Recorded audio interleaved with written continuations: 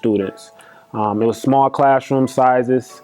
I was able to visit this campus in high school. Once I got to the campus, I loved the way that it looked. The classroom sizes were, kind of the same classroom sizes that I was used to from high school. So I felt like this place would be perfect for me. My freshman year, I came in with about 20 individuals from Detroit, Michigan.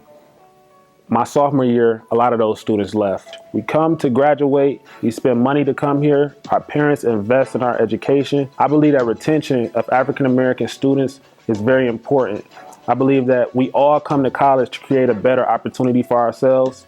And I believe that Brothers in Action has been an organization here that gives students the opportunity to pretty much struggle and also become successful because they've learned how to deal with those struggles. Students who join Brothers in Action see a major shift in their GPA. Students from all backgrounds can get involved. We motivate students, inspire students. We want students to develop networking skills, communication skills. Coming to Adrian College, at first it was kind of tough for me. I received a letter from Bridget Winslow my freshman year, kind of telling me that, if you don't get it together, if you don't get things together, then there's a possibility you won't be here the next semester. But that letter has led to the relationship that I have with Bridget Winslow. She's the one I can go talk to about anything. She's the one who gives me great motivation and encourages me to push through.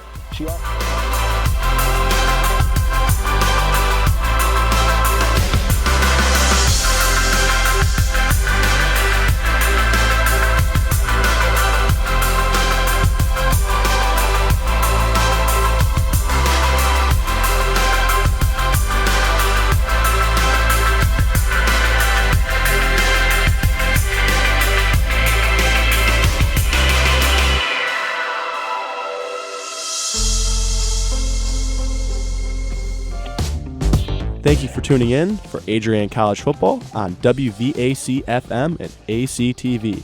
Today's pregame show sponsors include Gurgen Insurance, Carlton Lodge,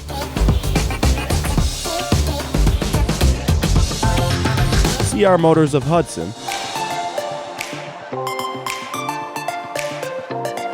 the Adrian College Bookstore, On the Spot Glass,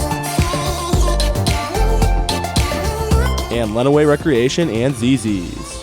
Please be sure to subscribe to Adrian College TV on YouTube and find us on Instagram, Facebook, and Twitter. Today's contest is available on WLEN-FM, WVAC-FM, and ACTV on YouTube. Now here's Gabriel Schrei and Ian Wett.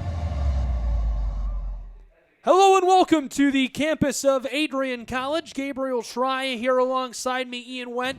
Cammie and Wade joining us in the booth today as our third partner on the broadcast. We are just 11 minutes from kickoff here inside of Docking Family Stadium as the exciting border brawl is about to begin between Trine University's Thunder and Adrian College's Bulldogs. MIAA football action has been high-flying and held lots of unexpected surprises all year for Ian Wen today. We want to thank you for joining us here on the Adrian College Sports Network, and Ian is about to set the stage for today's contest. Yeah, Ian? you're right, Gabe. It is senior day. A few seniors to highlight for this one before we get started. Number 87 is Cal Raker. 83, Joe Cleary. A couple of tight ends that are an integral part of this offense that really puts up big-time yardage and big-time points. Number 4, Hunter Hand, the senior quarterback. He started a few games in his Bulldog career. Great friends with Jack Werzer. Really embraced that backup role this year. Max Protsky on the offensive line. A big part of this group. Very young overall, except for Protsky. Sad to see him go. Number 22 is Colton Randall. He often runs, like I say, with his hair on fire. Very electric running back for AC. Number 36, Morgan Harris. He found the end zone a couple of times last week against Finlandia up in the upper peninsula. Looking for him to be an impact here today as well. Robert Ginther, number 93, plays on the defensive line. He'll look to be a big part of this game here today. Lazaro Pedra, number 34 as well. Number 45, Brad Pfister. On that defensive line, he's done a nice job of coaching up a very, very young unit for AC. Again, sad to see him go. I'm sure Coach Keith Euchre of that line will really miss Pfister as well. Brandon Moody, a linebacker, plays a little bit of defensive back as well if the Bulldogs need him to. He wears number 42, number 24, Sean Starks. We've been tracking him all season. He is the anchor for this defense. Sean Starks is just a force on the outside. He has a nice combination of height, speed, agility. He can do it all. That's our senior class. Raker, Cleary, Ham, Randall, Protsky, Harris, Ginther, Pedra, Pfister, Moody, and Starks. What senior do you think, Gabe, is going to have the biggest impact here today? Biggest impact here today. We might not always see it, might not always get the most attention, but it is always Sean Starks. He is impossible to play wide out against and such a shutdown corner. So much fun to watch him do his thing out there for the Bulldogs inside of Docking Family Stadium. He'll have a huge impact on the Trine Thunder as they struggle to move the ball here today. And it helps when you have that shutdown corner in Sean Starks. Can match up one-on-one with the opponent's best wide receiver. That gives the defense opportunity to focus on the rest. And you're right, Gabe, a really big shutdown corner for Adrian. Looking at the MIAA, some surprises, some not so surprising. No surprise that Hope is right at the top of things. They're 5-0 in the league, undefeated, 7-1 overall. We'll see them next week in person, but that team is for real. They're getting some national looks as well. Olivet, their one blemish to the Hope Flying Dutchmen. They are 4-1 in the conference, an even overall record at 7-1. Behind them, a mix of three teams. All three A teams, ironically, have the same record in league. Albion, Alma, Adrian. So a win here today would be great for conference standings. Adrian, of course, a win over Alma and a loss to Albion. So looking to get a win today, move to 4-2 going into next week. The big surprise for me, and I think a lot of people around this league, is the Trine Thunder, the team here this afternoon, 1-4 in the league, only scoring 103 points. They give up 132, 4-4 overall record. All four losses to conference opponents. Their lone win was against the Finlandia University Lions, something we're not used to seeing. And a team right with them in the standings, Kalamazoo College, 1-4 as well. 2-6 in the league. They played Adrian tough here to open things off in conference play. Bulldogs with the win there. But a surprise for Kalamazoo to be at 1-4. Rounding out the MIAA, looking for their first win, the Finlandia University Lions. They are 0-5 in the MIAA, 0-8 overall. Games going on today. Albion playing up in the snow against Finlandia. That game kicked off at noon. We'll keep an eye on that as we get scores. Olivet travels to Alma. That could be a really good game. Those teams separated by one game in the league. Of course, Trine here at Adrian on Senior Day, and Hope is on the road taking on a pesky Kalamazoo team who only dropped their contest to Olivet last week by 10 points. Another close one last week. Hope, 7-point winners over Alma. Albion, 10-point winners over Trine. And, of course, our Bulldogs, 48-24 winners over the Finlandia University Lions. And I mentioned Hope getting some votes and national attention. They are receiving votes in Division3Football.com with 4 points and some points in the American Football Coaches Association with 23 points. Again, we'll see the Flying Dutch next week as the Bulldog team out onto the field. Beautiful sound of Hail Adrian. Taking a look at this matchup in particular. Trine and Adrian, as Gabe said earlier, they're playing for some hardware. Trophy, border brawl. Adrian leads this all-time series 9-7. Really tight. They're 5-3 at home since 2003, but the Thunder have won the last two meetings. Sophomore Jack Werzer won his second MIAA Offensive Player of the Week award. This week, he only played a half. He leads the MIAA in passing with 252.5 yards per game. Sophomore wide receiver Clarence Madison leads Adrian College with career best 37 receptions, 316 yards and 2 touchdowns. Junior wideout Henry Wilson tops the MIAA with 98.5 receiving yards per game and 23.9 yards per grab on 33 receptions. One of those seniors, that's Colton Randall, a running back. He's 5th in the MIAA in rushing yards per game, just over 76. Randall also becomes the 28th Bulldog to reach 1,000 career yards and now ranks 25th with 1,064 yards in 23 games. We'll pause 60 seconds for our nation's anthem. Be right back on the Adrian College Sports Network. The Adrian College Sports Network wants you to join us in thanking one of our sponsors, the Carlton Lodge of Adrian. The Carlton Lodge offers a comfortable and convenient lodging experience. Carlton has spacious rooms and suites, fit for a peaceful night's sleep. Their amenities include a hot tub and pool, a 24-hour fitness center, a business center, and much more. A huge thanks to Adrian College's Choice of Lodging for sponsoring Bulldog Athletics. The Adrian College Sports Network wants you to join us in thanking one of our sponsors. The service never stops once you visit CR Motors in Hudson. CR Motors builds customers for life. With a full automotive service and maintenance department, CR Motors both repairs and sells vehicles. They have tons of brand new options and top-of-the-line used options too. A huge thanks to CR Motors of Hudson for sponsoring Adrian College Athletics. Well, and a beautiful rendition of the American National Anthem right there, if I do say so myself. Welcome back here on the Adrian College Sports Network. Gabriel Schrei here alongside Ian Wendt. We are just about to get underway. 3.5 minutes until kickoff. Ian, let's hear from Steve Sheehan about some of these key players for the Bulldogs here today. Keep an eye on sophomore quarterback Jack Werzer. Last season, Werzer threw for 2,000 yards and 25 touchdowns. You should have a huge follow-up campaign for Adrian. Sean Starks. Starks is an electric shutdown corner who had over 50 tackles last season. Starks is a threat to intercept the ball at any time and will be dangerous downfield. Joe Cleary will be catching passes downfield for Adrian. The tight end burst into the scene with 400 yards receiving and 4 touchdowns. Jim Deere will lead the team again this season. Deere has won over 50 games at Adrian College, and countless records have been broken under. Steve Sheehan, thanks so much. Looks good. A lot of great talent down there on the field. Head coach Jim Deere has been a staple here in the Adrian Bulldog football community. Very important to this program's success over the last decade or so.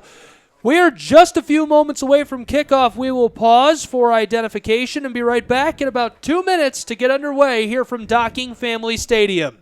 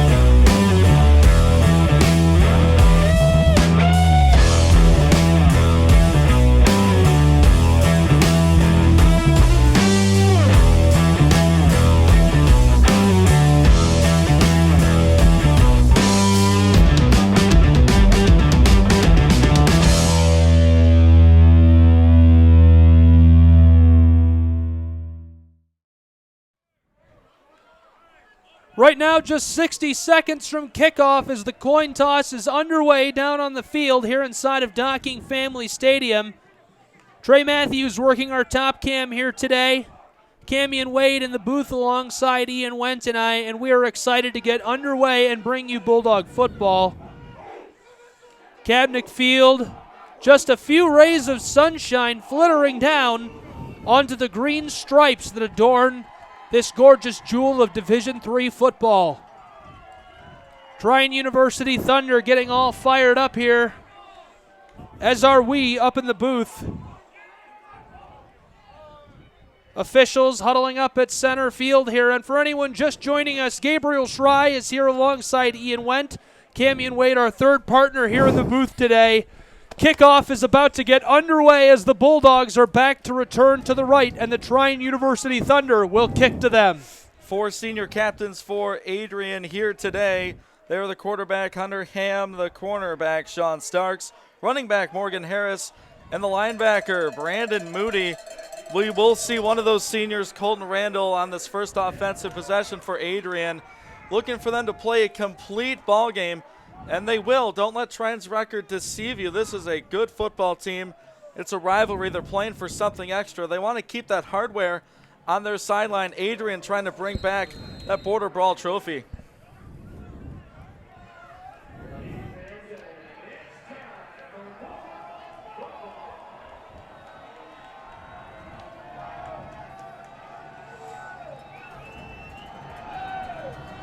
And kickoff is away. Trine University booting this one back to Adrian College here in MIAA action.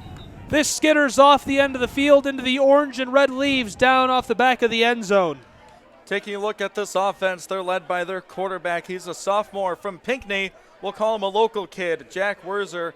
In the backfield with him is Colton Randall, number 22. On the offensive line, we'll see Brendan Clark, Joshua Brown, Ben Pelletier, Max Brodsky, and Jacob Pasoric catching passes for Adrian. Donald Scott, Henry Wilson, Joe Cleary, Clarence Madison as well. Bulldog offense has taken the field here. They'll start this drive at their own 25-yard line. 60 minutes to play. Let's see who comes away with a W today. 3 out wide, 2 on the close side. Faking the give. Werzer rolling right. Pressure coming. Going to... Well, he was going to step out of play and lofted that one down the field. The official says that was a catch. Unbelievable. Wow, yeah, you're right, Gabe. It looked like he was going for the close receiver, but there was another one right at the sticks, and Wilson with a catch, and Adrian with a first down. A good start to this one. Nice awareness by Jack Werzer. Now 1st and 10 for Adrian down to the 35-yard line. Werzer in the gun, 3 out wide, 2 on the close side. There's the give. The tailback makes a cut, runs a man over, and he'll stumble down to the 39, a 4-yard gain here on 1st and 10. Yeah, nice little look off that left side, who played really well last week against Finlandia. That's Brendan Clark and Joshua Brown getting things done on that left side, giving Randall some space on that first down carry. Clark, just a sophomore from Holgate, Ohio, and the left tackle is just a load. 3 out wide, 2 on the far side. Tailback alongside Werzer. He fakes the give. There's a laser to the right side. Caught! His receiver, Parker, runs the spin move as an out of play. He crosses the midfield stripe, a big 1st and 10. Parker's really come on this season. He wasn't one of those guys we were all looking for at the beginning of the season for these Bulldogs, but he's really come on the last couple of weeks here, making some nice catches. He's very elusive when he gets in space. 13 and a half to go here in quarter number 1. 2 out wide on the far side, 1 on the close side. Man in motion. There's the pitch far side. And the tailback, Colton Randall, runs over a pile of Thunder defenders as he reaches down to the 40-yard line. A gain there of about 6 yards. They ran a ghost motion on that look. The intent was to never give the back the football, motioning across the front of Werzer. A little fake to him and a pitch outside, and Adrian looking good on these first down plays. Picked up a first down on their first play of the game, and very positive yardage on first down here. 2 out wide on the close side, 1 on the far side. Werzer gives it up the gut. Colton Randall battling forward, gets back to the line of scrimmage. That's the 40-yard line. Taking a look at the Trine Thunder up front since they made the play right there. Number 48 is Hunter Haight. Number 50, Traylon Richardson. 77, Mason McFarland. And 94, Vince Holme up there in that defensive front. Their linebackers are Washington, Bilchek, and Little. Werzer in the gun. Same formation here on 3rd and 5. Football on the 40-yard line of the Thunder. Pressure coming on. Corks one left side. Tipped and dropped. Receiver nearly had it. The defensive back for Trine University was able to make the big play there, though. Knocking that one away was Carl Sanford III, the senior defensive back from Detroit, Michigan. And, Ian, he was heavily involved in last year's contest. He was, and a nice stop by the Trine pass defense. That's one way to really neutralize a really good offense, is to put them in predictable situations. Defense made a good stop on 2nd down, forced Werzer into a throwing situation, got some pressure on him, and Adrian could not complete the pass. 12.5 to go here in quarter number 1. Adrian going to punt this football. It's 4th and 5 from the 40 of the Thunder. Snap is low. Punter got it. This one is a line drive over the middle, skittering down into the 5, and this one will be fielded back on the 1-yard line. Trine University will have to go 99 yards if they want to score here. Not sure if that was the intent from punter Austin Benke. The operation was good. The snap got back to him. That thing just skidded right over everyone's head. And great luck for Adrian's special teams as they pinned the Thunder. You're right, Gabe, 99 yards from the end zone. Defense in a very opportunistic spot now, put in that place by their special teams. That's exactly how I'd describe it, is luck. He'll tell you he planned it, though. 1st and 10 from the 1-yard line. Thunder battling away from their own goal. Quarterback under center, barking out orders here. He has 2 receivers out wide, 1 on either side. And the official is calling for the play clock to be corrected.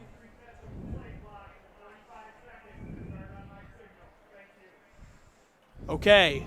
He's saying, please reset the play clock to a certain time period and begin on his signal. Now he signals. The play clock begins on his signal at the time he requested. The quarterback under center. 2 out wide. Trying to run through his cadence to pull the Bulldogs offside. And the give to the tailback who burst through. Excuse me, that was not the tailback, Ian. Yeah, they just ran a quarterback sneak. Adrian bottled him up for the first half of the play, but able to slip through and pick up some great yardage on first down. 6 yards for the Trine quarterback. It's a safe bet that a few of these folks from Reading are familiar with my voice. I've covered Alex Price before, Trine University's quarterback.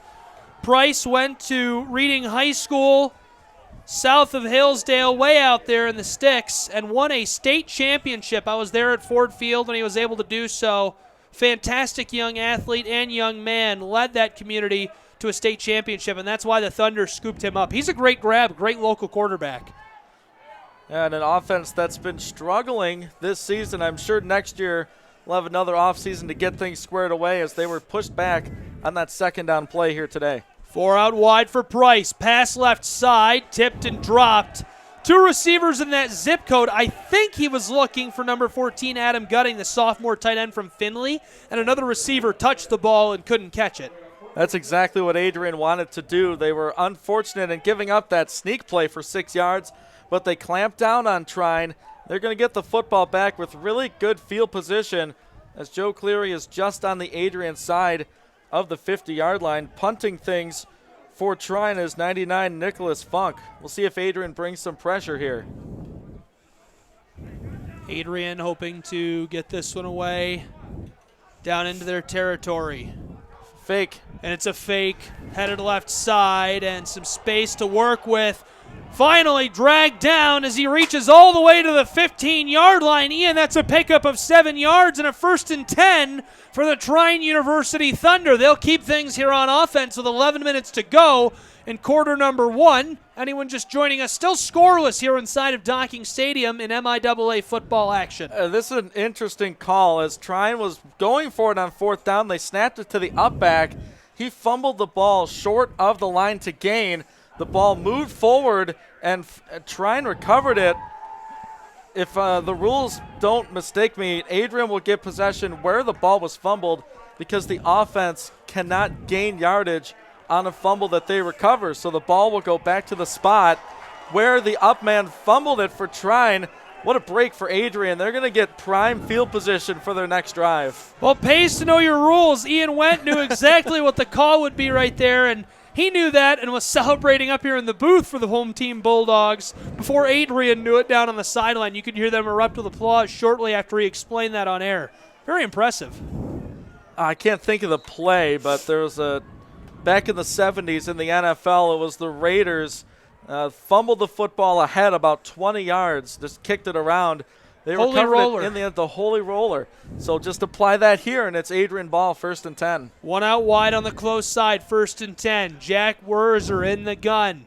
takes the snap. There's the give up the gut. Jerome Neal battling forward. He's able to knife his way up in there for a gain of about 3 yards. He'll reach to the 7-yard line as the clock begins to run. Now this is goal to go for Adrian, so you'd really like to put the ball in the end zone, put the pressure on Trine's offense. Right here, a decent pickup on first down, not what the offense was looking for. I really want to see Jack Werzer really sling this thing around the way he's thrown the football this season. Looking for it right here on this play. Here we go, left side, nothing doing here. Clarence Madison tackled down for a loss, going to make it 3rd and goal. And another good job by Trine, making a play on 2nd down. Normally 3rd downs are the key, but I think for me today, 2nd down will be the key for the Thunder defense. If they can neutralize Adrian on 2nd down, get them in a predictable 3rd down situation, I think they can have some success here today. It's a passing down for Adrian. Werzer on 3rd and goal, looking to throw, pressure coming. Here's one lofted to the back of the end zone on the left side. It's incomplete. His intended receiver was double covered. Now 4th and goal from the 9. Ian, do they kick it here? I think they do. They will bring their sophomore kicker, Cooper West, who's been the GOAT this season, the good kind of GOAT and the bad kind of GOAT in the same game. But they trot the sophomore out here. He'll have a 26-yard attempt. The wind blowing at West right now, kind of from his right to his left.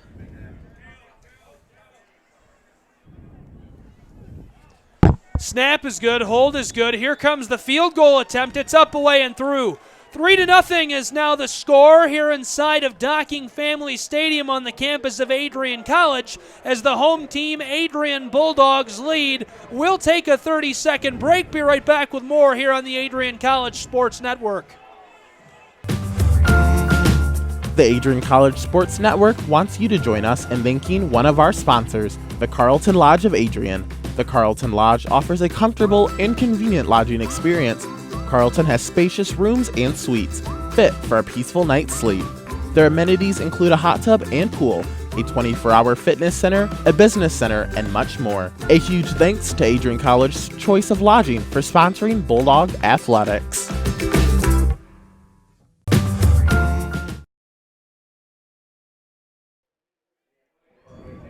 Welcome back here on the Adrian College Sports Network. 3-0 now the score in favor of Adrian's Bulldogs. They drove down the field, chipped off a field goal.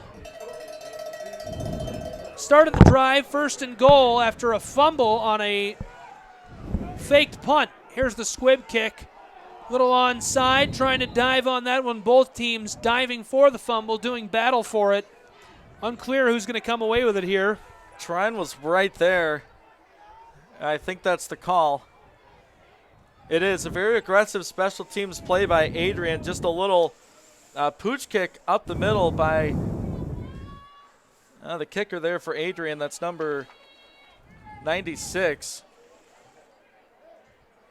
Nathan Bowman. He's a freshman from Temperance, went to Ottawa Lake Whiteford High School. Trying to give Adrian an extra possession. Doesn't work for them, and it's going to be Trine football with good field position. Trine University, 1st and 10 now from the 42-yard line. Price fakes the give to his tailback, wants to throw, lets one go close side, dropped. His intended receiver there was wide open down on the sideline and couldn't hang on to it. Yeah, that was number 23 for Trine. That's Seth Boggs. A senior. We've seen him for all 4 years of his collegiate career. Playing in his last season at Trine. Unable to make that catch on 1st down. 9.5 to go here in quarter number 1. There's the give far side. Thunder tailback makes a Bulldog miss, battling across the midfield stripe. Finally dragged down. Very close to the chains, and it looks to be enough for a 1st and 10, Ian. I think that was Boggs again. He plays wide receiver. He's from Sandusky, went to Perkins High School. Nice little give there with a read from his quarterback, Price. Price will pull that ball out on occasion, get some rushing yards for his team. Waiting for the chains here. It is a 1st down for Trine. First and 10. The official not happy with the play clock, signaling to fix the play clock. Play clock is fixed. He now blows his whistle so we can begin. 2 wide on the close side. Price in the gun. Glances at those receivers, takes the snap. There's the give right up the gut. Tailback fighting along behind the guards in the center, and they bought him the space he needed to get a gain of about 4 right there. Nice blocking by the big guys up front for Trine. Yeah, we're looking at Meeker, Edwards, and Bergman up there making plays for Trine, and a big, I wouldn't say problem, but a weakness for this defense is that rush defense. It's right in the middle between the guard and the center where Adrian has struggled the last couple of seasons. And if Trine's going to have success today, I think that's where they'll go. Here's a fake. Alex Price throws a needle in there, somehow caught. What a job and effort. Price let that one go. It had some heat on it, and Jacob Chesney, the senior from Kirkland, Indiana, hauled that one in. That was an incredible catch. Yeah, he was wearing the defensive back as a shirt right there and was still able to make that catch. Kind of tipped it to himself, and now Trine, taking advantage of that great field position, has the ball in the red zone. First and 10, football down to the 19-yard line of Adrian and the Bulldogs. Trine University with it here. Price fakes like he's going to throw, carries the football on the quarterback keeper. A gain of 3, 8 minutes to go in quarter number 1. Score 3-0 in favor of Adrian here on the Adrian College Sports Network. MIAA football action. Gabriel Schrei here with Ian Wendt and Camion Wade. And that's where I thought Adrian would have some trouble, is right up front. They make a nice play on first down, getting off their blocks and tackling Price for a very short gain. Price takes the snap here on 2nd and long. There's the give up the gut again, and pinballing his way into there. A gain of 3 yards this time. 3rd and medium now here, Ian. Quick look at the Bulldog defensive front 7. 51 is DeAndre Jennings. 48, Calvin Roberts. 45 is Brad Pfister. 44 is Kevin Smitherman, and these linebackers, Blake Masterman, Sam Madrid, Brandon Moody, and Steven Moses, looking to make an impact here today. 3rd medium football on the 14-yard line. Price glances at those 2 receivers on the close side. He's going to run with it, headed far side, following the tight end and left tackle. Takes a shot down low. Bulldog linebacker came screaming in there to make the hit. That's Dwight Mann. Yeah, he's wearing a hoodie. Thanks, Dwight. So now we know it's him. Man with a nice play on 3rd down. Bringing down Price, who was trying to quarterback power. Trine pulled a couple of offensive linemen to the left. They thought they had numbers. They did not. And we're going to see a field goal attempt here from Lucas Garza for Trine. 4th and 4 from the 13-yard line of Adrian. 6.5 to go in the first quarter. Thunder want to chip off a field goal to make it 3-3. Snap is good, hold is good, kick is up away. This one is through. 3-3 is indeed now the score here on the Adrian College Sports Network. We will take a 30-second break and return in just a moment. The Adrian College Sports Network wants you to join us in thanking one of our sponsors, Lenawee Recreation. Lenawee Recreation has been a staple of fun in Adrian for decades. Lenawee Recreation offers bowling, fun, games, and so much more. Lenawee Recreation offers ZZ's Bar and Grill. It has a variety of lunch and dinner options available. Lenawee Rec is located on College Ave in Adrian. A huge thank to Adrian's Bowling Alley and Barside Grill for sponsoring Adrian College Athletics. Welcome back, all tied up at 3 with 6.5 to go here in quarter number 1. Trine was able to drive down the football field and chip off a field goal there from the 14-yard line, Ian. We're all tied up. That drive went just about 58, 59 yards. Adrian went aggressive on their kickoff, trying to recover the football in prime field position. One long play, one long catch, put them in field goal range. The defense stiffened up. We have a tie ball game. Kickoff will be headed to the right side here. Adrian back to return this one. Trine University Thunder kicker, number 90, Ryan Hibbets. Steps back and now sends this one booming down the field. It will soar out of the back of the end zone into those gorgeous fall leaves. Yeah, there is a pretty brisk wind here today in Adrian. Overcast skies, the wind blowing from our left to right. So that's about the southern direction, blowing south to north.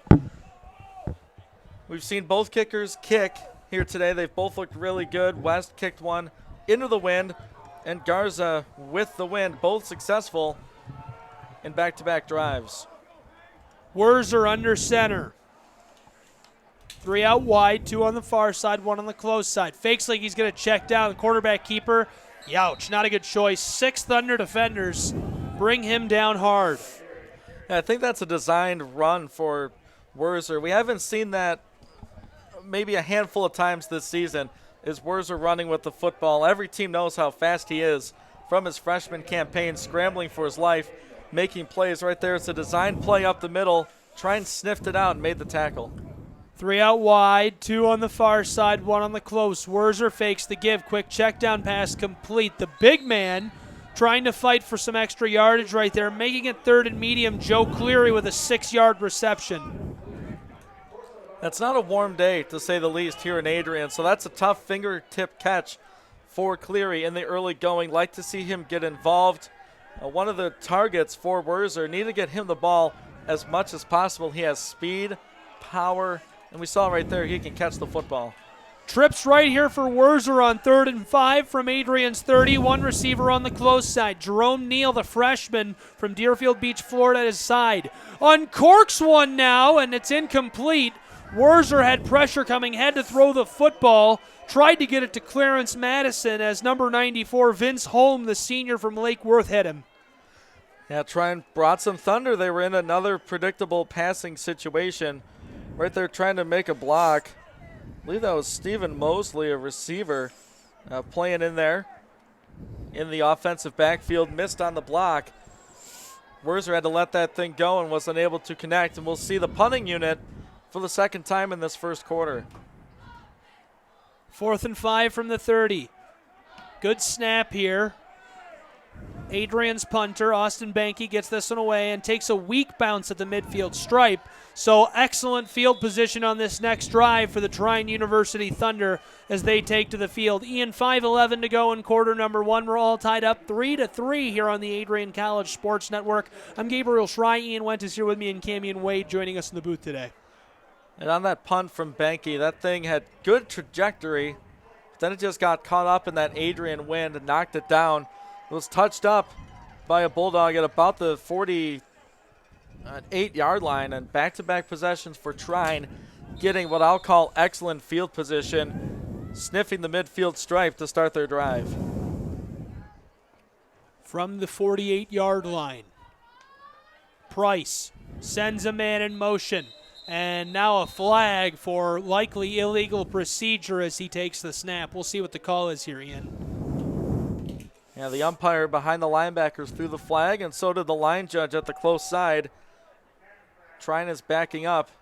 Going to get the center for a snap infraction. Looking at these Thunder wide receivers, we've already called the name of Jacob Chesney. There's number 87, Jalen Mack. 23, Seth Boggs. We saw him carry the football as well. And their tight end is listed at number 14, Adam Gutting. So that's going to round out the Trine University offense. Price has 3 out wide, 2 on the far side. There's the give. Tailback cuts and goes down on his own accord. He would have met up with Stephen Moses if he'd stayed on his feet, but Darrell Banks, the sophomore from Battle Creek, it's a little cold and that turf gets a little slicker later in the year. Yeah, if I saw Stephen Moses coming up to make a tackle, I would, quote, slip, fall down too. He can really bring it on defense when he plays downhill. He has a great nose for the football. Very smart player out there for Adrian. Unforced tackle there for the Bulldog defense. 2 out wide on the far side. Price in the gun. The quarterback finishes his cadence. Here comes the heat. Throws one left side. Caught. Oh! And a shot delivered by Adrian's defensive back right there. What a throw and catch, but unable to hang on to the football in the face of pressure. Trine's receiver looks like he will stay in the contest here. Nice hit, Ian. Can't see the number. It looked like Sean Starks. That's a good assumption over there, making a play on defense. And you're right, Gabe, that was a first down catch if Trine's able to connect right there, but the defender separated the football from receiver. Big hit for this defense. Very rarely are we at a loss for words, but right there after that hit, tough to describe that one. 3 out wide, 2 on the far side. Price gives it off. Tailback following the left tackle and tight end and taken down hard. No gain. He was able to return to the line of scrimmage, but that is 17 yards behind the first down line. It is now 4th and 17 from the 41-yard line of the Thunder, 4:11 to go in quarter one. And you look at this defense, we've talked about them a lot. They're young. That does not mean they're a bad defense. If you watch this team play at home, I think they're a different animal than when they play on the road. We had Alma here a couple weeks ago, and the offense and special teams gave the Scots excellent field position all day. Defense held them to just about nothing. We're seeing more of that here today. Very impressed by Adrian's defense.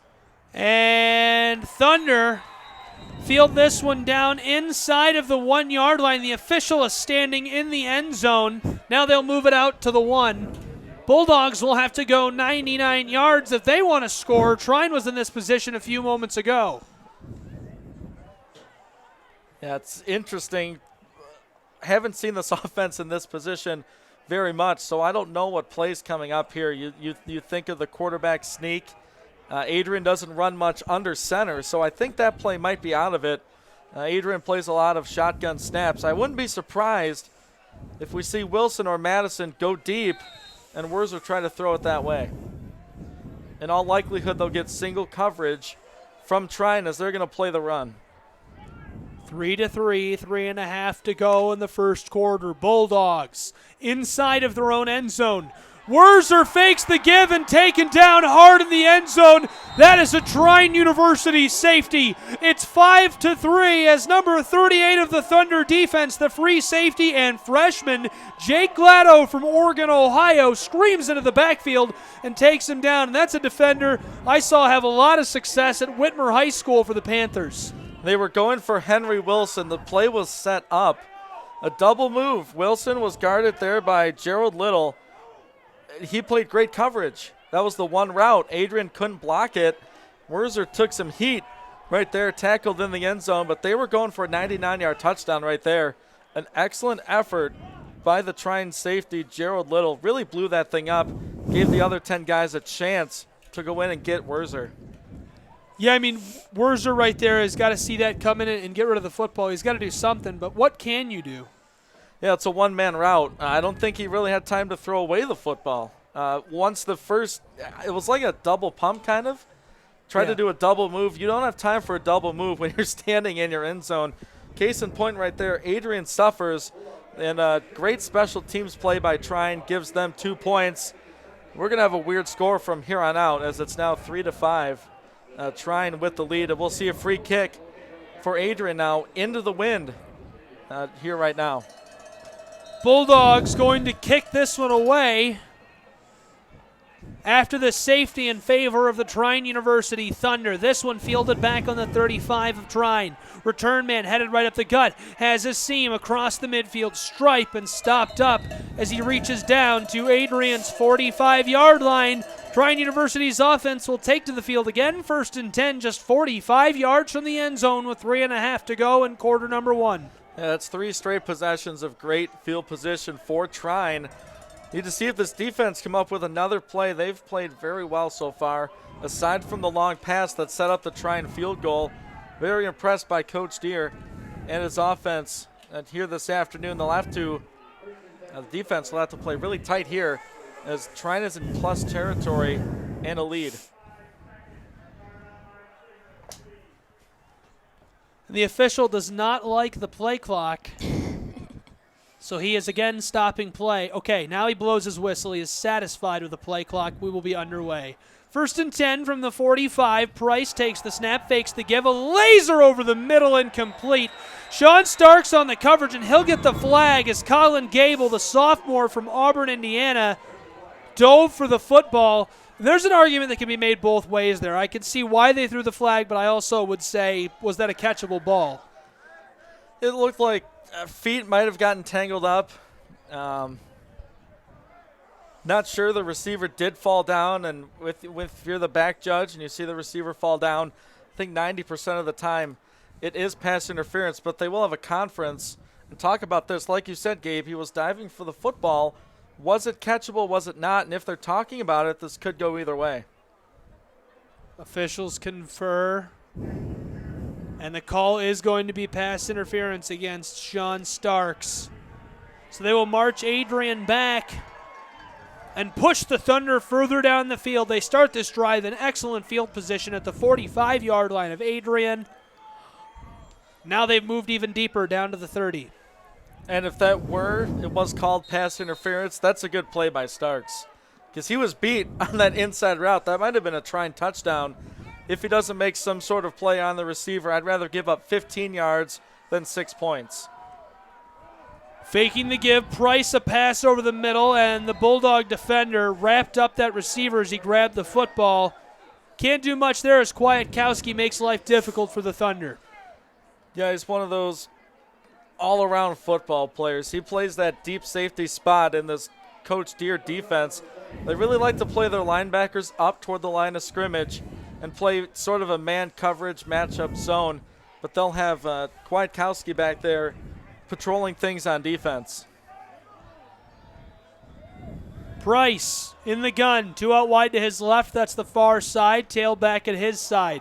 There's the give right up the middle in the center, and guards unable to buy too much space for the running back of the Trine Thunder. Fighting his way up in there is Zane Kirby, the freshman from Sweetser, Indiana.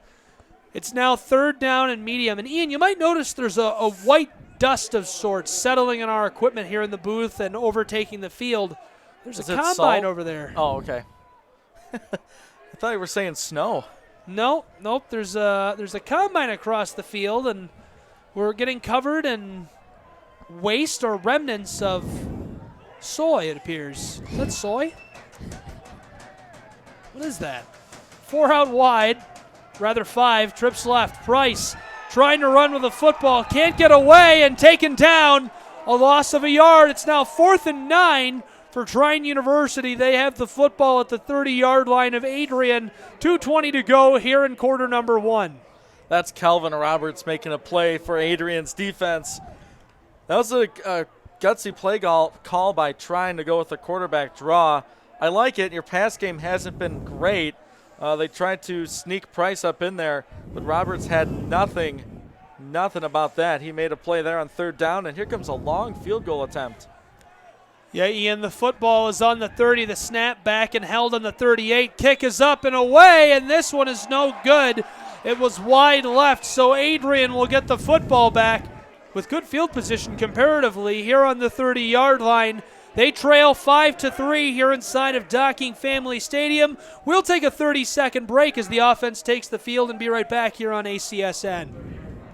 The Adrian College Sports Network wants you to join us in thanking one of our sponsors, the Carlton Lodge of Adrian. The Carlton Lodge offers a comfortable and convenient lodging experience. Carlton has spacious rooms and suites, fit for a peaceful night's sleep.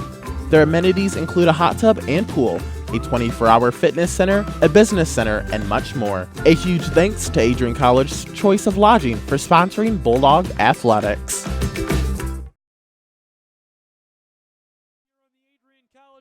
Network give left side. Tailback follows the left tackle and tight end. Gain of about 5 yards right there makes it 2nd and medium for Adrian.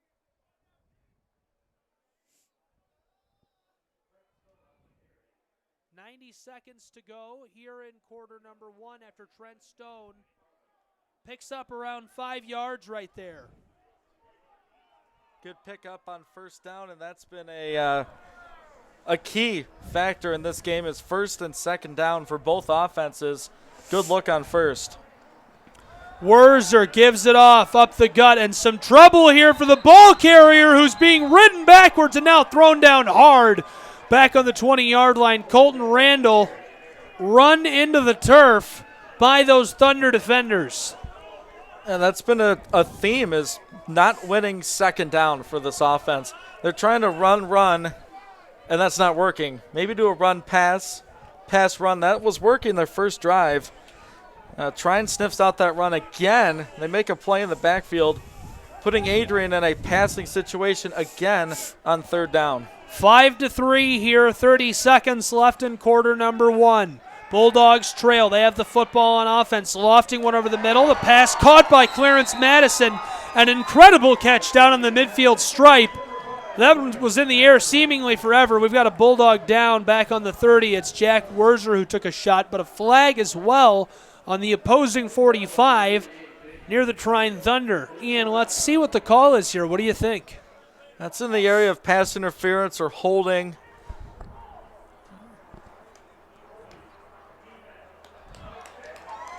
Holding going against Trine University. They'll call that one on Jordan Smith, the sophomore safety from Sterling Heights. And that hold would have given Adrian a first down and 5 yards, but Werzer, very aware in the pocket, felt the heat, got the pass out, and Madison doing his thing, catching the pass and getting a first down. Werzer now back in the gun. 3 out wide, 2 on the close side. There's the give. Bulldogs tailback following the left tackle, and no space for Jerome Neal. He was wrapped up pretty quickly right there. Carl Sanford III was in on that play. Yeah, they are following the sophomore lineman, Brendan Clark. He's 6'3", 295 from Holgate, Ohio. He really gives some height and obviously some weight to this offensive line, picking up a few yards on first. Absolutely. 5-3 the score here in MIAA football action after quarter number 1 of action. These two teams take a break, switch sides of the field. We'll be right back in 30 seconds here on the Adrian College Sports Network. The Adrian College Sports Network wants you to join us in thanking one of our sponsors. The service never stops once you visit CR Motors in Hudson. CR Motors builds customers for life. With a full automotive service and maintenance department, CR Motors both repairs and sells vehicles. They have tons of brand new options and top-of-the-line used options too. A huge thanks to CR Motors of Hudson for sponsoring Adrian College Athletics.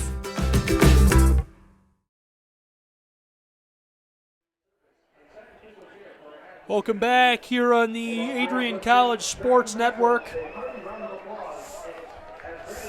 Down on the field, honoring the athletics training staff. Dr. Docking alongside them. Coach Michael Duffy there as well. An exciting moment here on Senior Day. 15 minutes to go in half number 1, and right now the score is 5-3 in favor of the visiting Trine University Thunder. Thanks for joining us. I'm Gabriel Schrei. Ian Wendt here with me, and Camion Wade joining us in the booth today. Bulldogs have the football down on the 46-yard line of the Thunder side of the field. Here's the pitch, close side. Tailback follows the right tackle and taken down. Jerome Neal gets them up to the 40-yard line. They now need about a half a yard for a 1st and 10, Ian. It's third down. They'll bring in some more beef up front, as we'll see Cal Raker in the game, the senior tight end. Also see number 47. It's either Austin Maynard or Connor Hand. They both give some more height and weight up front for Adrian. It's a 3rd and short. See who gets the football and where they decide to go. The right side worked on that play, but they've really been feeding the left as well. 14 minutes to go here in quarter number 2. One receiver out wide on the far side. Werzer gives it off, and Trent Stone runs a man over as he picks up 5 down to the 35. 1st and 10, Adrian Bulldogs here in quarter number 2. Well, they do their job. They run right behind Cal Raker. That's been a theme when he's in the game. If I'm a defensive coordinator, I'm keying on Adrian's number 87. Cal Raker, he does the job again. They pulled a guard. Did Adrian. That was Max Pillow coming around and making a good block for a first down. 3 out wide, 2 on the close side. Werzer in the gun. Clapping as he runs through his cadence. Now fakes the give. Pressure coming. Here's a howitzer left side. Incomplete. Intended there for a heavily covered receiver. Aaron Dean, the sophomore, was all over Henry Wilson, the junior from Grosse Pointe Park. I like that aggressive nature on first down. They've really been featuring the run on the first down. They go for a long pass to Wilson. Just couldn't get under that football. The wind might have carried that a little further than Werzer wanted. Wurzer in the gun again. 3 out wide, 2 on the close side, 1 on the far side. Check down pass caught by Clarence Madison. Just barely grabbed that one and stumbles across the 30-yard line. Gorgeous pickup there of about 8 yards. It's 3rd and short again for Adrian. Looked like he made his move to the inside before he caught the football, but he's got such good hands at times for this Bulldog team. He has had his fair of drops and misses, but he's really come on as of late. This coaching staff knows how good Madison is. They want to get him the football as much as they can. Well, Ian, 3rd down and short. You got to look for Cal Raker right here, do you not? If he's in there, you do, but if it's a passing play, I'm looking at Cleary or Wilson. Those are the go-tos. Madison close side in the slot, 2 receivers, 1 on either side. There's the give up the gut and battling his way forward as he pinballs off of a pair of defenders. Jerome Neal makes it 1st and 10 for the Adrian Bulldogs. Talk about Coach Keith Euchre of this offensive line. He loves this unit. He feels like they can rotate 7 or 8 guys on that offensive line, but he's lit a fire under that unit after a couple of drives stalled due to lack of being able to run the football. And they call on them on a 3rd down twice in a row and they pick it up. 5-3 the score, 12.5 to go in quarter number 2. There's the give up the gut for Adrian, and again battling inside is Jerome Neal. He gets about 5 yards right here, makes it 2nd and medium here in MIAA football action. Gabriel Schrei here with Ian Wendt. This is the Adrian College Sports Network. Thanks for tuning in. Last home game of the season, honoring the seniors for the cheer and dance team, the Bulldog Marching Band, and of course the seniors on the football team. Last chance here at Docking Stadium for this 2019 season. It's been a pleasure, as it always is. 3 out wide, 2 on the close side, 1 on the far side. Wurzer gives it off, and Neal battles his way up in there like a battering ram, gets 3 yards. He crosses over the 15, just inside of it now. Going to make it 3rd down and manageable here for Adrian with 11.5 to go. You mentioned the marching band. And I told a marching band story last night on JTV. I told the story about the block PAT. I can't stop talking about it.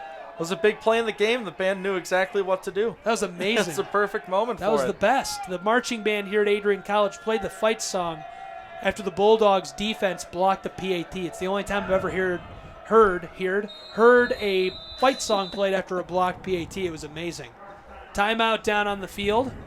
Both teams head to their respective sidelines. I mean, what a moment, though, to hear the fight song blaring after a blocked PAT. That was homecoming against Wisconsin Lutheran, wasn't it? Yeah.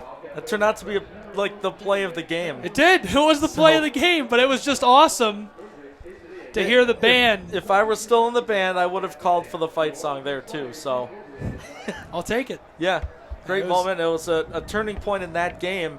And if Adrian doesn't make that play, they don't win homecoming, who knows how the season could have really shaken out. Yep. Yeah.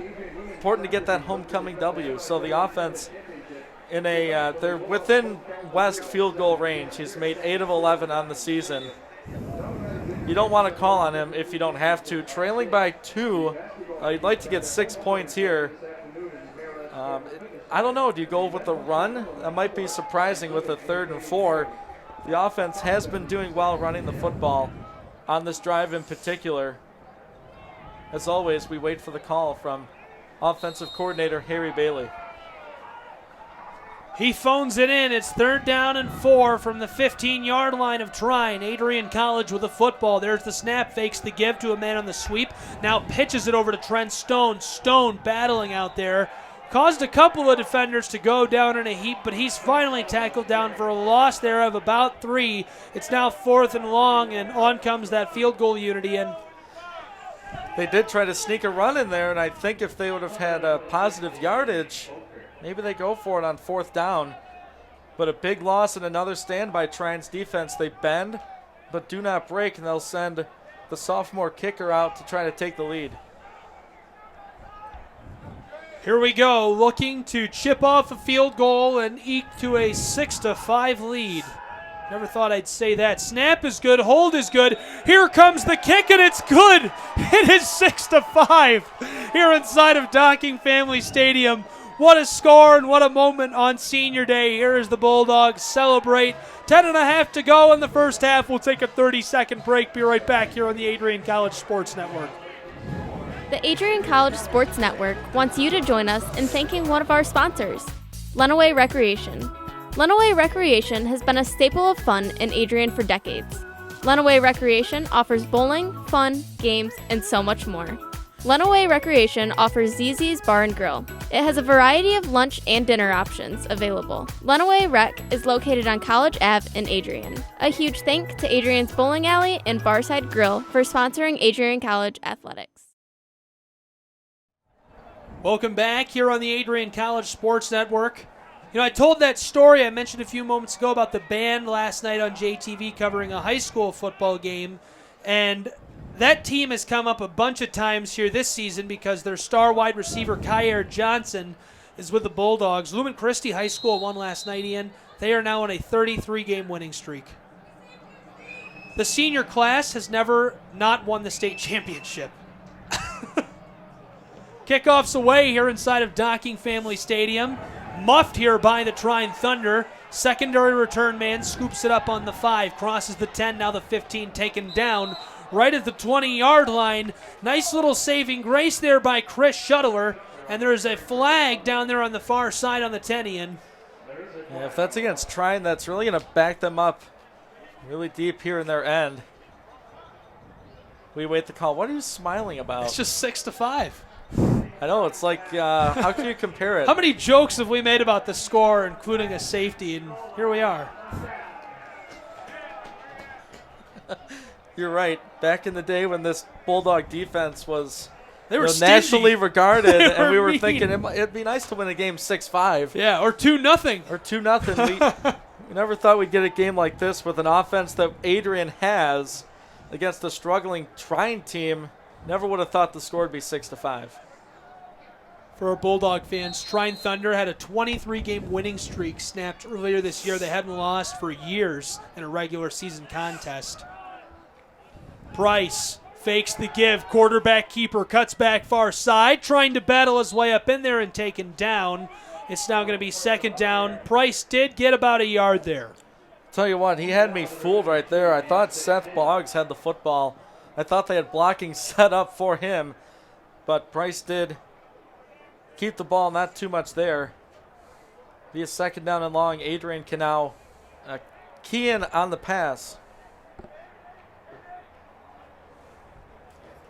Alex Price back in the gun here on second down. 2 out wide on the close side, 1 on the far side. He fakes the give. There's the pass right side. Caught! What a reception by his receiver right there. Sean Starks is all over Colin Gable, and the sophomore from Auburn, Indiana, elevates himself, grabs the football, and is able to hang on to it. It is now 1st and 10. They go from the 8-yard line down to the 34. I thought that was good coverage by Starks, but a better play by the Trine receiver to go up and get that football into the wind, in the cold. An excellent play to pick up that yardage. Following the 26-yard gain through the air, now there's 2 out wide, 1 on either side. Now the give right up the gut. The freshman has the seam, got a couple of blocks, now free across the 45, the midfield stripe, and tackled down as he reaches the 45 of Adrian. A gorgeous play right there by Zane Kirby. It was all about the fake, the threat of Price to run the football. Those linebackers got their eyes all over the place in the Trine backfield, didn't know who to key in on, and Kirby just slipped right by them, made a move in the secondary, and Trine's offense moving here inside 9 minutes.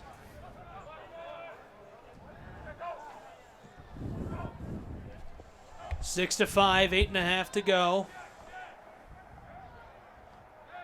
Here in half number 1, Price getting the call in from the sideline. 1 out wide on either side for the Thunder. There's the snap. Price wants to throw. Here's a howitzer down the left sideline, and now big contact between the receiver and the defensive back. Good heads-up play there by the Bulldog. Pass intended for Jacob Chesney. We saw him come up with a big reception on the far sideline earlier in this game. On the defense is the junior Danny White from Lake Orion. Yeah, White has the task of playing opposite of undoubtedly the best player in the Bulldogs secondary. So he gets thrown at quite a bit. He was in good position to go up and get that football, but once he saw the receiver make a move, he adjusted what he was doing, made a play on him and the football. Second down, Price gives it off, and here comes Zane again. Breaks a couple of tackles near the line of scrimmage and stumbling as he reaches down to the 31-yard line. 1st and 10, Trine Thunder. Just follow Eric Peters and Noah Meeker on the left side for Trine.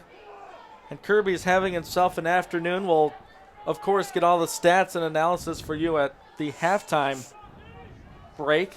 But he's looked pretty good, and Trine moving the football for an offense that struggles. They've looked pretty good today. Alex Price in the gun. Again, 2 out wide. Similar formation right here. Still in the backfield is Zane Kirby, the freshman.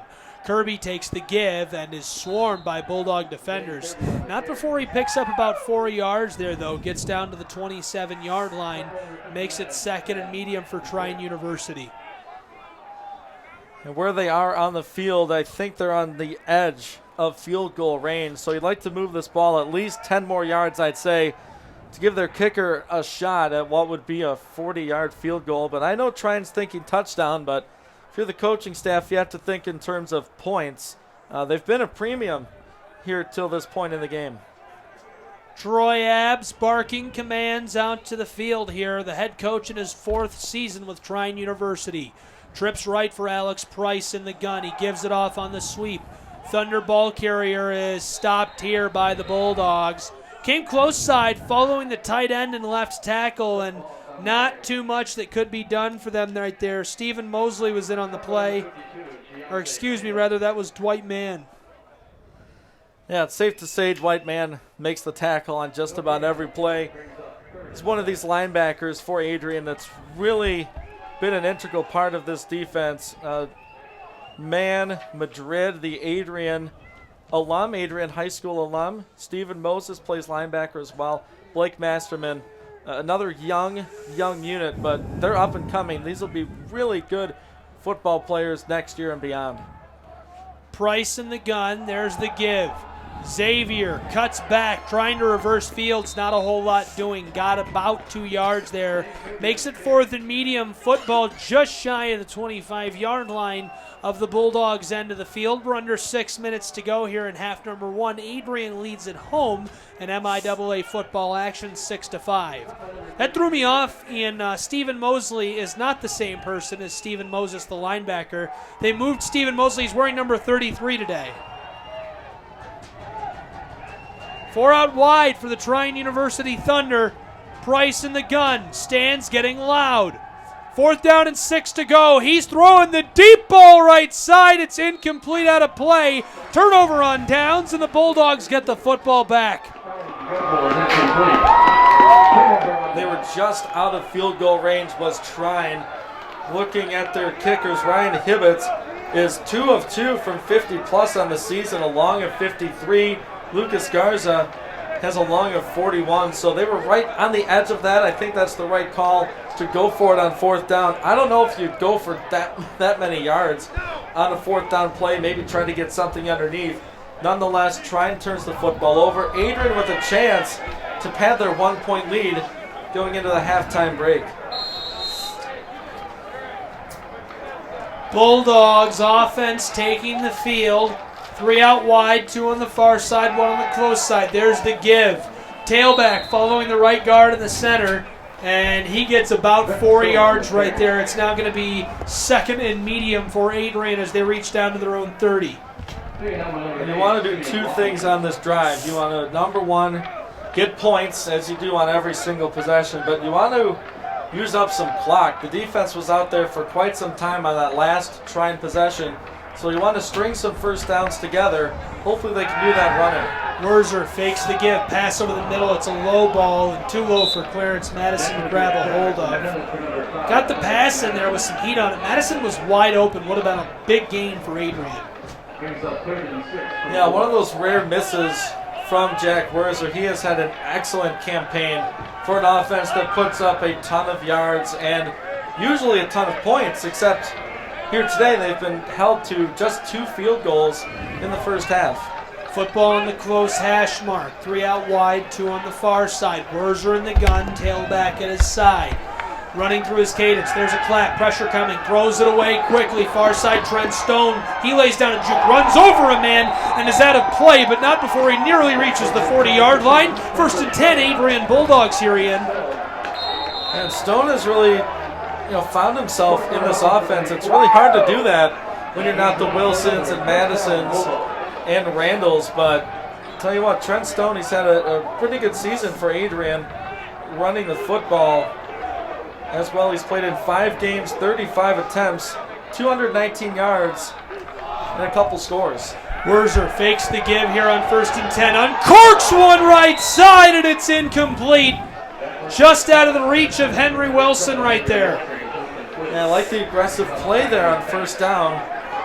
That's the second time it's just been a little too far for Wilson. The air, the breeze here at Adrian College blowing right behind Werzer, so that led the football a little too far out in front of Henry Wilson. Let's stick with these jerseys. I can see them today. I like those shoulders. I like those sleeves. I can see the numbers. 3 out wide, 2 on the close side. Werzer in the gun.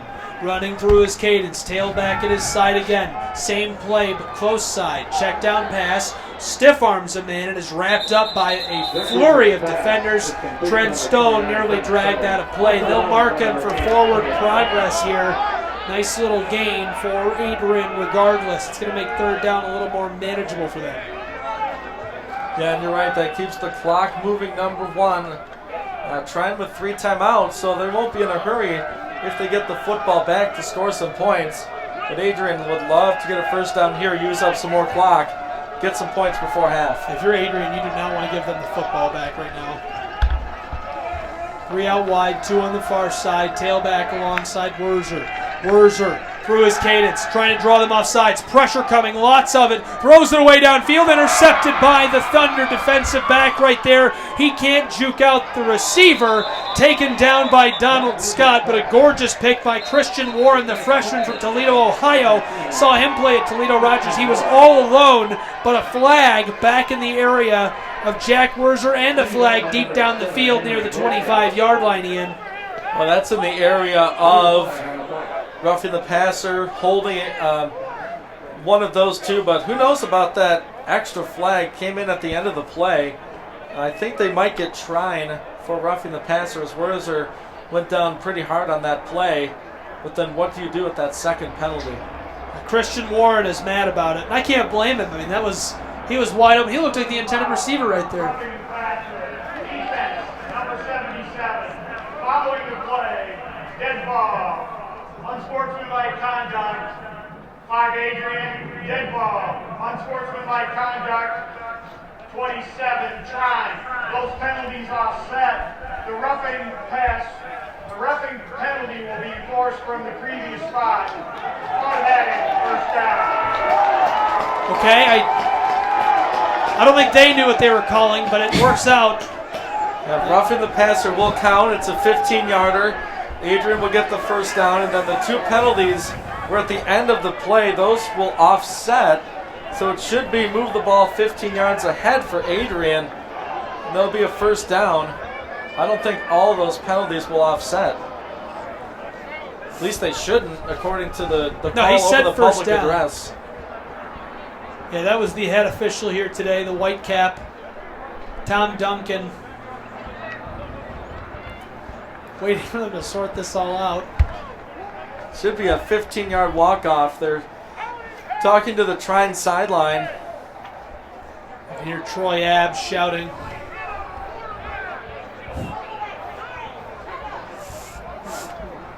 The hit on Werzer should give Adrian a 1st down. 2 flags at the end of the play. The officials said those 2 offset. A couple of operational issues today. Yeah, they're not happy with the play clock operation. They've complained about that over the public address about 6 times here and held up the game. And now Troy Abbs is shouting onto the field at the head official. He's not happy with him. They're meeting again. They're meeting again down on the 41-yard line. They can't reverse their confusing call.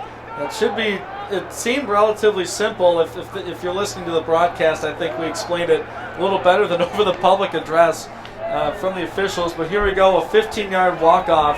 It will be a Bulldog first down. Those 2 personal fouls at the end they negate. Don't matter. Right. They offset. Here we go. We got it. That seemed really hard, but I don't... Tell us exactly where the football is. Yeah. Where is it? First and 10. Wurzer Wurzer gives it off. Right side. Tailback. Runs a man over. Jerome Neal won't go down. And he is finally stopped after a 12-yard gain down to the 30. First and 10. Adrian Bulldogs down in Thunder territory. That was a lot. I really wanted for you to say where the football was. Bruiser was stepping on the football. The bruiser here at Docking Stadium on Catholic Field. I really wanted you to say that, but I'm sorry. You had to do your thing. You had to do the play call. Excellent run there on a first down. First and 10. Football on the close hash mark at the 29-yard line of the Trine Thunder. That's the close side of the field. Give, and the tailback is picked up like a rag doll and thrown. Youch. That's strange. You see him run someone over the previous play. And then you're right, he gets picked up on the next play and set down. Well, the difference is gain. On the outside you're dealing with linebackers, and on the inside you meet the likes of Mason McFarland, the senior from Berrien Springs. Looks like he also might have run into Chase Crook down there. Those are some big dudes. Wurzer in the gun again. Same formation, this time from the 28-yard line on the close hash mark. Wants to throw. Faked the give. Lets one go close side. Clarence Madison has a hold of it. Makes a couple of defenders miss. Down on the 5 where he caught it and finally dragged down as he nearly broke into the end zone. First and goal, Adrian Bulldogs with 2 minutes to go and half number 1. Well, Clarence Madison is a pinball machine, isn't he? He catches the football. You don't know where he's going to go, and right there made the Trine secondary look silly for about 8 seconds, and he picked up nice yards after catch. Adrian in scoring position here under 2 minutes. First and goal for the Bulldogs. They lead 6-5 here on the Adrian College Sports Network. Gabriel Schrei here with Ian Wendt, Cammy and Wade in the booth with us. One receiver out wide, far side. Bulldogs are on the close hash mark. Wurzer pitches it. Jerome Neal slips through a couple of defenders, reaching for the end zone, and he'll be down. It's second and goal down inside of the 1-yard line.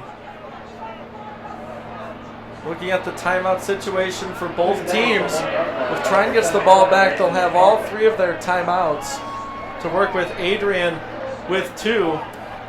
See Gabe taking a photo of the dust blowing into the stadium.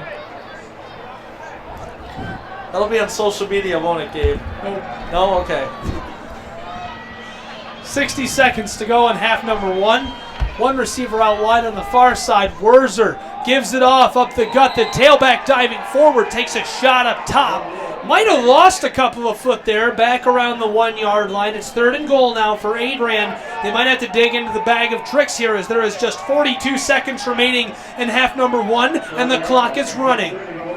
Trine really keyed in on a run right there, and they guessed correctly. The linebackers and safeties shooting the gaps and making a play on the Bulldog ball carrier. Wurzer running through his cadence. There's the give again. Jerome Neal diving for the end zone. Bulldogs say he's in. Here come the officials. No signal yet. Both nearing the line of scrimmage. Bulldogs saying touchdown.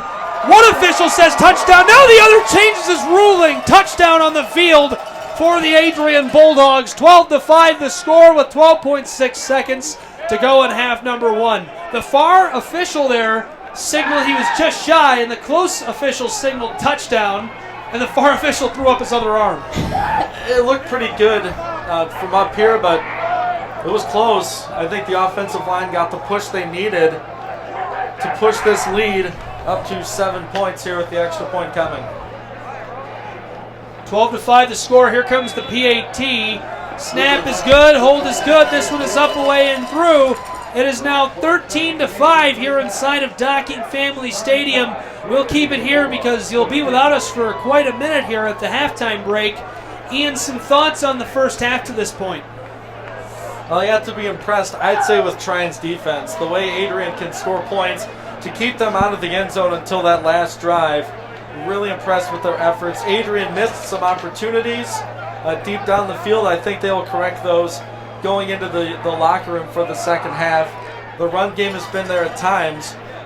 We'll see if they can put together a complete game. I talked about it in the pregame here today, looking for Adrian to put together a full 4 quarters. I think so far they've put together a complete 2 quarters, and they'll have to come with that same intensity in the second half. If they want to get some hardware back, there's a border brawl trophy over on the Trine sideline. I'm sure Athletic Director Michael Duffy, Head Coach Jim Deere, and these seniors would love to get that trophy back. Kickoff will go from left to right. The battle for the Border Brawl Trophy underway here on the Adrian College Sports Network. This one skittering along the field. Fielded back on the 25-yard line. Return man cuts one way, now the other. Steps way back, turns in a half circle across the 40. Some space across the 45. Finally out of play, but hey, that step back and reroute worked out good for him. He was able to get down to the 49-yard line of the Adrian Bulldogs. Just 3 seconds to go here in half number 1, and they've got time for one play. You think they'll take a knee or run something? They're going into the wind. It's hard to say. I've been wrong so many times this year with predicting what plays are going to happen. I'm just going to let them do it and have you tell everyone about it. I'm not making any prediction here for this play. Leave it up to the coaches. Well, if I had to make one, I would say something border brawl. 3 seconds to go in the first half. 13-5 the score. Adrian leads after that late touchdown there. They're throwing the football. Trine. There it is. Trips left. That's the close side for those of you with us on air. And the officials are complaining about the clock again, trying to get that sorted. Still waiting. What's happening is they're setting the play clock back to 25, and it's starting right away, not on the official signal. That's been the issue this first half. 4 out wide, 3 on the close side, 1 on the far. There's the give. Tailback, headed down to the sideline, and as the clock expires here on half number 1, unable to escape is number 24, Zane Kirby, the freshman. Officials blowing their whistles, trying to break things up as we go into the halftime break. And a flag down there on the 50. We can't let it go yet, Ian. We have to sort all this out along with the officials. This could take a minute, but I saw an Adrian defender come in there late, give a pretty good hit to a Trine offensive player. We'll listen to what the officials say and then translate it for you. The half and the end of the game cannot stop on a defensive penalty. So if this is against Adrian, Trine will get another crack at this, and if it is a 15-yarder, I could put Trine in go-for-it range toward the end zone as the officials convene on the far sideline and talk with the Trine coaching staff as well. How about that combine? I think we need to send that farmer a copy of our schedule next year.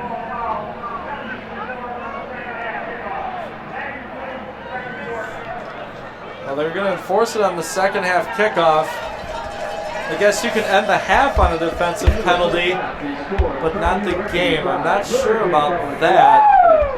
Nonetheless, didn't know that was a thing. I know offensive penalty, I would say that's not a thing.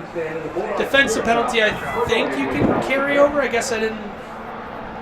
I'm going to disagree with that. I don't think that's right. We might have to call Penny Allen Cook or Mike Duffy. We'll 20 minutes on the clock for the halftime break, folks. Thanks so much for joining us on the Adrian College Sports Network. We hope you're having as much fun as we are enjoying MIAA football. We will be right back. WLEN listeners, you'll be in the studio. Adrian College Sports Network listeners, enjoy some random promotional materials. We'll be back in just a moment here on ACSN. This is the Adrian College Sports Network. Thank you for tuning in for Adrian College football on WVAC-FM and ACTV. A huge thanks from all of us here at Adrian College to our sponsors for making today's broadcast possible. Today's halftime show sponsors include Gurgen Insurance, located at 311 North Winter, Carlton Lodge, located at 1629 West Maumee Street, CR Motors of Hudson, located at 518 South Meridian Road, the Adrian College Bookstore, located at 110 South Madison Street. On the Spot Glass, located at 2393 Forest Hills Drive. And Lenawee Recreation and ZZ's, located at 520 College Avenue. Our sponsors make it possible for us to bring you Adrian College football. Thank you to all of our sponsors for supporting Bulldog Athletics. Be sure to subscribe to Adrian College TV.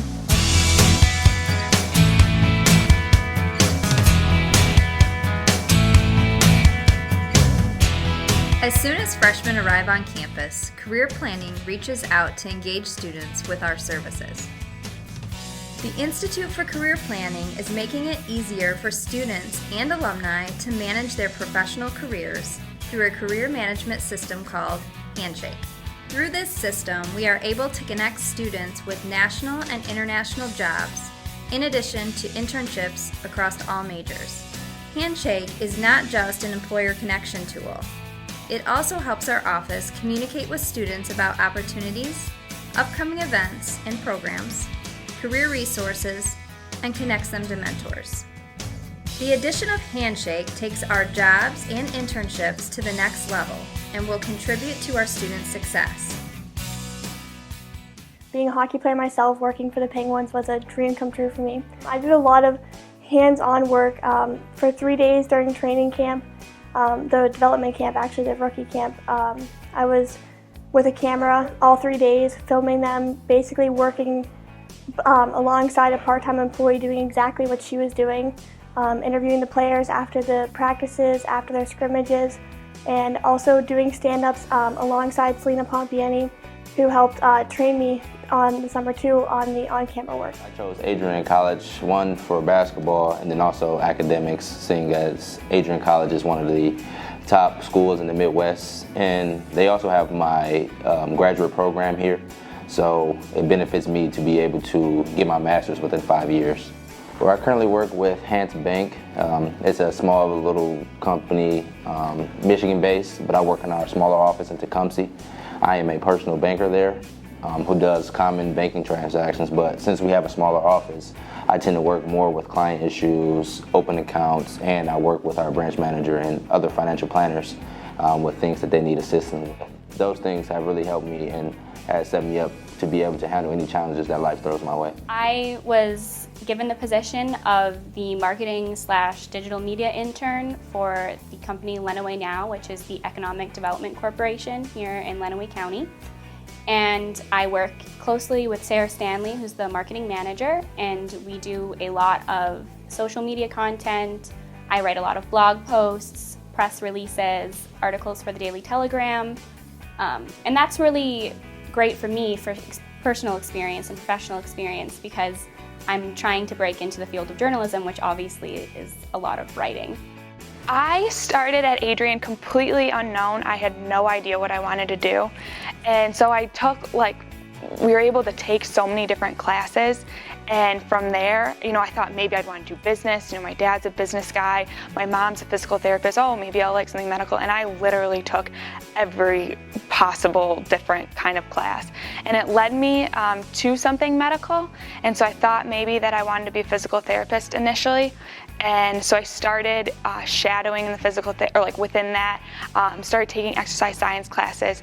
And from there, I decided I just wanted something more than that. I wanted to be able to treat more things, see more people, and that's where I really decided I wanted to do medicine. The Institute for Career Planning is very proud to be front and center in contributing to the efforts of Adrian College to assist students in their future career preparation.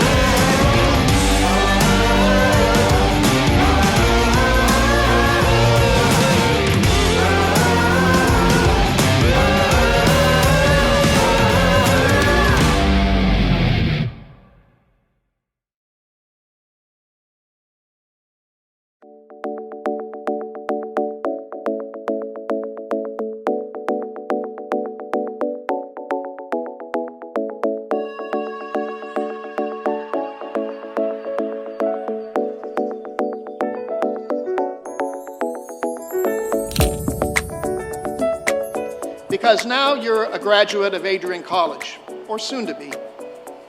And because of that, you move into a distinctive class of Americans. You are now part of the educated elite of America.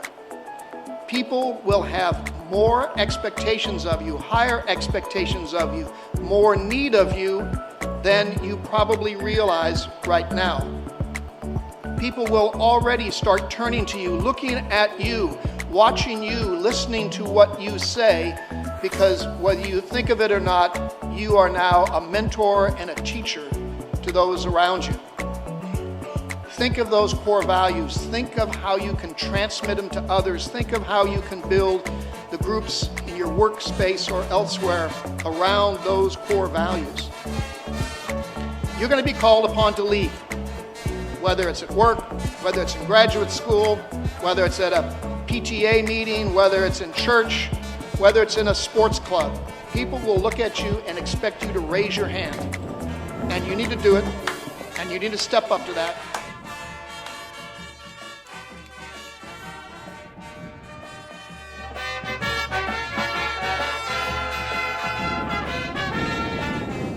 Welcome back here to Docking Family Stadium. Gabriel Schrei here alongside Ian Wendt, Cammy and Wade in the booth with us, and we are in our halftime break.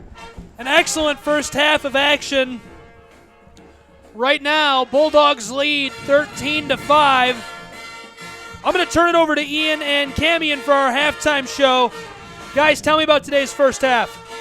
Well, I'll tell you what, Gabe. First off, you have to love the atmosphere here on Senior Day, the last home game for these Bulldogs to play in front of their home family and friends. And hopefully you can hear the beautiful sounds from the Adrian College Marching Band, a proud alum of that group. As I am, it's nice to come back and see them every year, their last performance of the season. Yeah, the band sounds phenomenal. Just take a listen. Love hearing the band play here inside of Docking Family Stadium. Ian, the numbers were astronomical through the first half. Yeah, we'll start things off. Not too much passing, but when there was, we're looking at Adrian's quarterback, Jack Werzer, 8 for 14, 94 yards, no touchdowns, no interceptions for Werzer. So, Cammy, what have you seen from Adrian's quarterback that you like? What has he done that's been nice to you? Well, there was definitely a turn of the tables in the first quarter when Adrian had the ball and Trine had to score 99 yards in order to score a touchdown, and then all of a sudden Adrian had to score 99 yards to do a touchdown. So there's definitely been a change of the game and not really ever knowing what's going to happen. That's right. I think special teams has played a part in this one, of course. 2 field goals, 1 aside. Adrian went for an onside kick, unsuccessful in doing so. A couple of great punts, as Cammy mentioned, from both these special teams units. They've really played a big part here today. So looking at rushing for Adrian, it hasn't been Colton Randall. It hasn't even been Jack Werzer. It's been Jerome Neal with 11 carries, 42 yards, long of 14, and he is the lone 6-point getter today, the only touchdown of this contest. So Adrian's rushing attack doing enough here this afternoon. On the other side for Trine, it's Zane Kirby. He had 6 carries in that first half, 49 yards, a long of 20. No touchdown for him, but he has had a nice day as well. Right behind him, Alex Price with 4 carries, 7 yards, and Seth Boggs 4 carries for 13 yards, a long of 10 for Boggs. Looking at receiving, Alex Price is 2 for 6 passing, 50 yards. They've been split up evenly between Colin Gobel and Jacob Chesney. 1 catch, 25 yards apiece for those two. On the Adrian side of things, Jack Werzer has been distributing the ball pretty efficiently. Several different receivers getting in on the passing game. So, Cammy, can you run us down the receiving numbers for Adrian College here in the first half? Jalen Parker, number yards, 16. And then Trent Stone with 12, Clarence Madison with 50, Henry Wilson with 10, and Joe Cleary with 6. Yeah, I think Trine has done a great job on defense, really neutralizing Joe Cleary and Henry Wilson. As you just mentioned, between those two catches for 16 yards between Henry Wilson and Joe Cleary, but picking up the slack has been Clarence Madison. He's had to be that secondary guy for Adrian. He has 3 catches, 50 yards, and a long of 25. Cooper West, he's 2 for 2 for his kicks, long of 36. He's 1 for 1 on extra points. He's the leading scorer for Adrian College with 7 of the team's 13. So as the score is right now, it's 13 for Adrian and 5 points for the Trine University Thunder. For Trine, Ryan Hibbets 0 for 1 kicking field goals, and Lucas Garza 1 for 1 from the field kicking. He made a 31-yarder, and Trine with a safety. That's how they got their 5 points. I've been impressed with Adrian's punter. That's Austin Benke. 3 punts for him, 90 yards, a long of 39, averaging 30 here today. He's had 1 kick inside the 20-yard line. Looking at the defensive numbers for both teams, we will start with Trine. Aaron Dean with 2 tackles, Keshawn Amison with 4, Damian Bowker with 2, Jake Kladju with 5, Jared Bilchek with 4, Carl Sanford the third with 2. Leading the way for Trine is Simeon Washington. He has 6 total tackles on the day, several tackles for losses. They've done a good job against this Adrian ground attack. Yeah, they have done really well against Adrian's rushing attack, and they've kept things tight so far here today.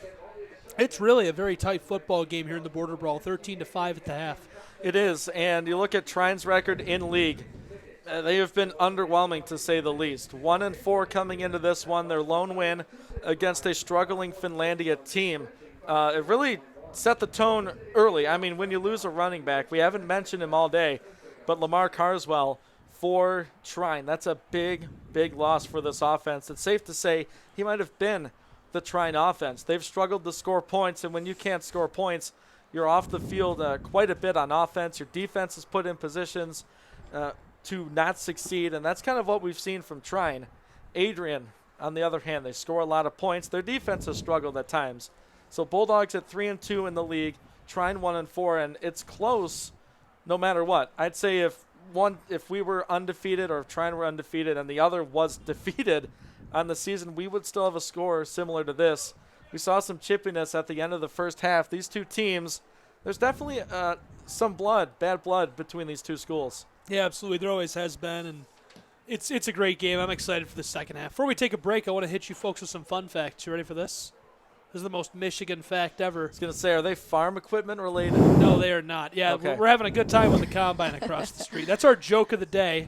Last week, were we the joke because we had to stand in the blizzard? Yes, we were. Yep. We were no the joke question. last week. Just Ian and I, we were literally the joke. This week, it's the combine. Not a joke, but interesting to talk about. 44 years ago today at 8:30 a.m., the tragedy of the wreck of the Edmund Fitzgerald began as they loaded up the ship with 26,000 tons of taconite pellets, and it departed from Superior, Wisconsin. The next day, the ship sank, and nobody ever figured out why it did sink. They weren't sure if it ran aground near Caribou Island or whether the main hatchway gave in and it took on water and just sank, but the ship ended up sinking and breaking in half underwater somewhere. It ended up a few hundred feet apart, the two halves did, and it wasn't found for an entire year until the Navy came and brought a remote diving tool to find the wreckage of that ship. Just an unbelievable story, and that was 44 years ago today. The Gales of November. I want to sing the song, but we can't because, We cannot. Right, yeah. It would. I mean, we could, but we're not going to. Growing up where I did, really close to the St. Clair River, up north, a couple hours north of here, grew up near the water, freighters and the shipping industry, just part of my everyday life. And growing up in school, we had a day where we were educated on the tragedy of the Edmund Fitzgerald, paid tribute to the men that lost their lives that fateful day in the Lake Superior. It's pretty incredible stuff. The National Weather Service warned of possible 60-mile-an-hour plus winds and 12-foot waves in the Edmund Fitzgerald on the morning of November 10th. And they stayed afloat for an entire day after this, reported 10-foot waves and 60-mile-an-hour plus winds. Just unbelievable. Well, we will take a 30-second break as well as pause for station ID and return in about 40 seconds here on the Adrian College Sports Network. The Adrian College Sports Network wants you to join us in thanking one of our sponsors, the Carlton Lodge of Adrian. The Carlton Lodge offers a comfortable and convenient lodging experience. Carlton has spacious rooms and suites, fit for a peaceful night's sleep. Their amenities include a hot tub and pool, a 24-hour fitness center, a business center, and much more. A huge thanks to Adrian College's choice of lodging for sponsoring Bulldog Athletics.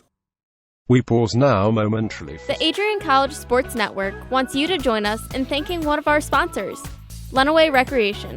Lenawee Recreation has been a staple of fun in Adrian for decades. Lenawee Recreation offers bowling, fun, games, and so much more. Lenawee Recreation offers ZZ's Bar and Grill. It has a variety of lunch and dinner options available. Lenawee Rec is located on College Ave in Adrian. A huge thank to Adrian's Bowling Alley and Barside Grill for sponsoring Adrian College Athletics. The Adrian College Sports Welcome back here on the Adrian College Sports Network, 13-5. Second half of action is about to get underway as the Bulldogs and Thunder are taking to the field here. 15 minutes up on the clock. Adrian set to kick the football back to the Thunder of Trine University. They'll enforce that penalty. We talked with some people over in the press box. There was a personal foul right at the end of the first half. They say since it was a dead ball personal foul after the play, it was in the rules for the officials to delay enforcement of that penalty to the third quarter. So instead of trying with an opportunity at the end of the half, they'll get the 15 yards here to start this third quarter, trailing here at Adrian. Kick is away, fielded back on the 25-yard line of the Thunder. Their return man cuts back and forth, has a seam across the 40 and stopped up as he crosses the midfield stripe. Thrown out of play there by Adrian's number 13 on the defense. That is, I think it's Gage Palace from Lanesburg. Yeah, when this offense takes the field, and I mentioned at halftime, they've had struggle points this year. It's nice to have great field position. They've had 3 or 4 chances now right up near the 50, and this one courtesy of an Adrian penalty at the end of the first half. So Price and this offense, a chance to cut into this Bulldog lead. It's an odd score here today. A couple of field goals and a touchdown and a safety. Price and the Thunder offense from the 49 of Adrian, faking the give. Quarterback throw over the middle, tipped and dropped.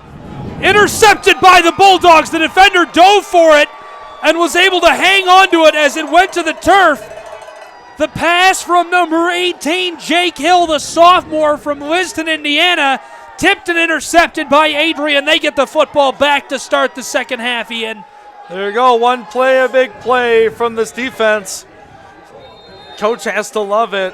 Kwiatkowski getting some hugs and head slaps and congratulations for the Bulldogs safety, the sophomore, making a play for this defense and puts his offense back out onto the field after just one play. 1st and 10, football from the 39-yard line of Adrian. Bulldogs with it, they lead 13-5. Werzer fakes the give. Check down pass close side. Clarence Madison reverses fields twice and has taken down a pair of defenders there along with his lead blocker. Nice block by Trent Stone. This might be a cliche, but I think it's fitting for Clarence Madison that you can't tackle this guy in a phone booth, especially you or I. He is an elusive football player as number 5 for the black and gold, and he makes a quick catch out of the backfield and gets some nice yardage. Clayton Euchre's next door. 3 out wide here on 2nd and medium. Give on the sweep. Who else? Clarence Madison headed down the sideline, makes a defender miss, but they'll say he stepped out of play as he reached down to the 40-yard line. 1st and 10, Adrian Bulldogs. Boy, you're right. He had a seam, and it was right along the sideline, and the enemy of the offense gets Adrian right there. As Madison just stepped out of bounds right at the 40. Getting him involved. He was the leading receiver at half, and he's continuing to do so.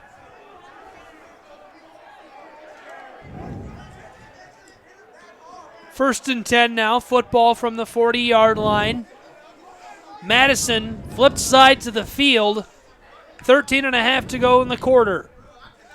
Wurzer fakes the give, uncorks a howitzer right side, and the receiver just lost the football. He was wide open, had the DB burned, and all Jalen Parker had to do was catch that one, but the senior couldn't find it.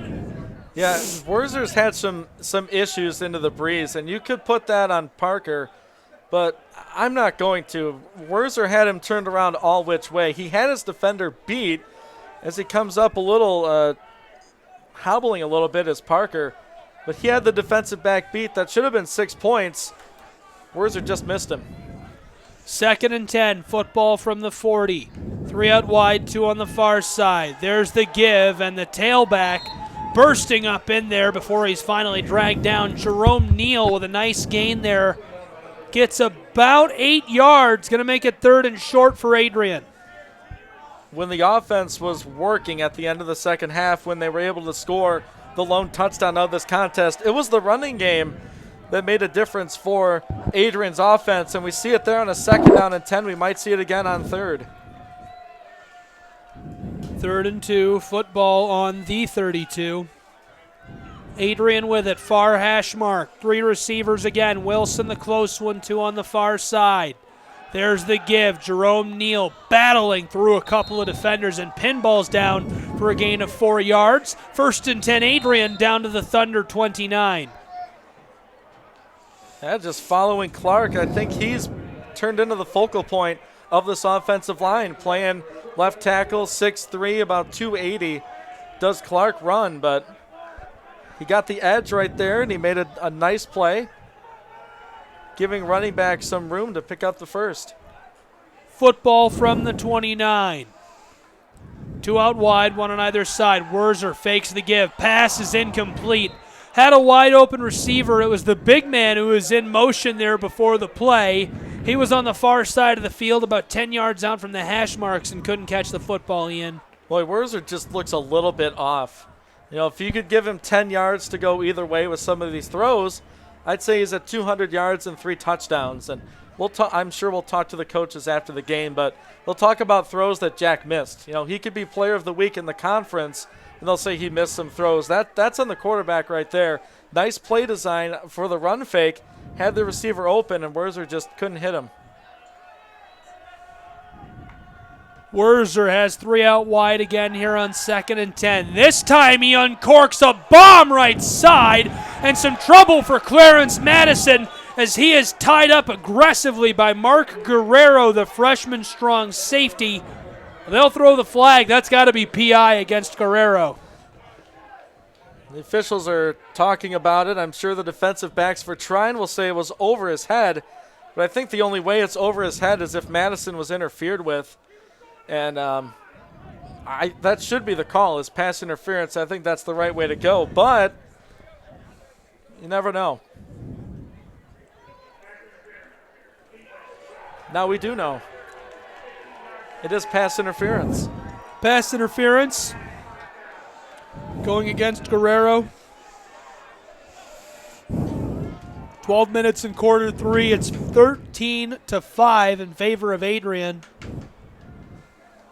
And those throws, even if they're not completed, they can open up things in the run game for Adrian. So the safeties have to play deep because of the speed of Wilson and Madison and Scott on occasion. If they have to play pass, that doesn't leave too many numbers up front, and Adrian's been able to sneak the ball in to their running backs this afternoon. 3 out wide, 2 on the far side, 1 on the close side. Wurzer in the gun, looks to the sideline. Play call coming in from Harry Bailey. Bailey and Deere looking out as one of the Bulldogs jumps. That's a false start against Adrian. Not too many of those this season. That's almost a rarity for this Bulldog offensive line, as the quarterback Wurzer snap count caught the offensive line off guard, and that'll back them up 5. They're still in the red zone, but now a 1st and 15 opportunity. Wurzer communicating with the backup quarterback, Hunter Ham, who wears number 4, playing his last game here at Docking Stadium, giving the signals to the sophomore quarterback. Man in motion, there's the give. Clarence Madison on the sweep, hurdles a man and is out of play as he crosses about down to the 9-yard line. 1st and goal for the Adrian Bulldogs here. Like the block from the skill position players. Henry Wilson on the edge. Jerome Neal leading the way. I don't know why I thought that was a Madison. first and goal. That's okay. Second and medium, rather. They are down to the 9-yard line, though. But I like the blocking on the edge. That really sprung the running back free to pick up 10 yards. 3 out wide, 2 on the close side, 1 on the far side. Wurzer looking to Ham. Ham is calling in the play. Jerome Neal changes sides of the field. The tailback takes the give. Knifing his way up in there. Pinballs down to the 3-yard line. Ian, it is now first and goal for the Adrian Bulldogs, right? Yeah, the team's got your back. They knew. They'll get it the next play, Gabe. We got you. So they're inside the 5. Just saw Cal Raker check in for Joe Cleary. A couple of seniors switching spots on the field. They've been running the ball to Cal Raker. That's been a theme I've picked up on this season. He's lined up on the right. He can go anywhere, so if I'm a linebacker for Trine, I'm keying in on the Bulldog tight end. 3 out wide, 2 on the close side, 1 on the far side. Wilson, the far receiver, Madison and Scott close side. Jerome Neal alongside Wurzer. Neal takes the give, battering ram into the end zone. Followed the left guard, got the 3 yards he needed across the plane. Touchdown, Adrian College Bulldogs. It's 19-5. The second touchdown for this offense and the second one on the ground for AC as Neal. It's been a touchdown machine for this Bulldog offense. He does not get the majority of the carries, but 6 touchdowns coming into the game today. He now has 7 to lead all rushers for AC. That expands Adrian's lead here on Senior Day. Snap is good, hold is good. Here comes the PAT. This one is up, away, and through. It is now 20-5 here inside of Docking Family Stadium. The Adrian Bulldogs lead at home and on Senior Day. We'll take a 30-second break. Be right back here on the Adrian College Sports Network. The Adrian College Sports Network wants you to join us in thanking one of our sponsors. The service never stops once you visit CR Motors in Hudson. CR Motors builds customers for life. With a full automotive service and maintenance department, CR Motors both repairs and sells vehicles. They have tons of brand new options and top-of-the-line used options too. A huge thanks to CR Motors of Hudson for sponsoring Adrian College Athletics.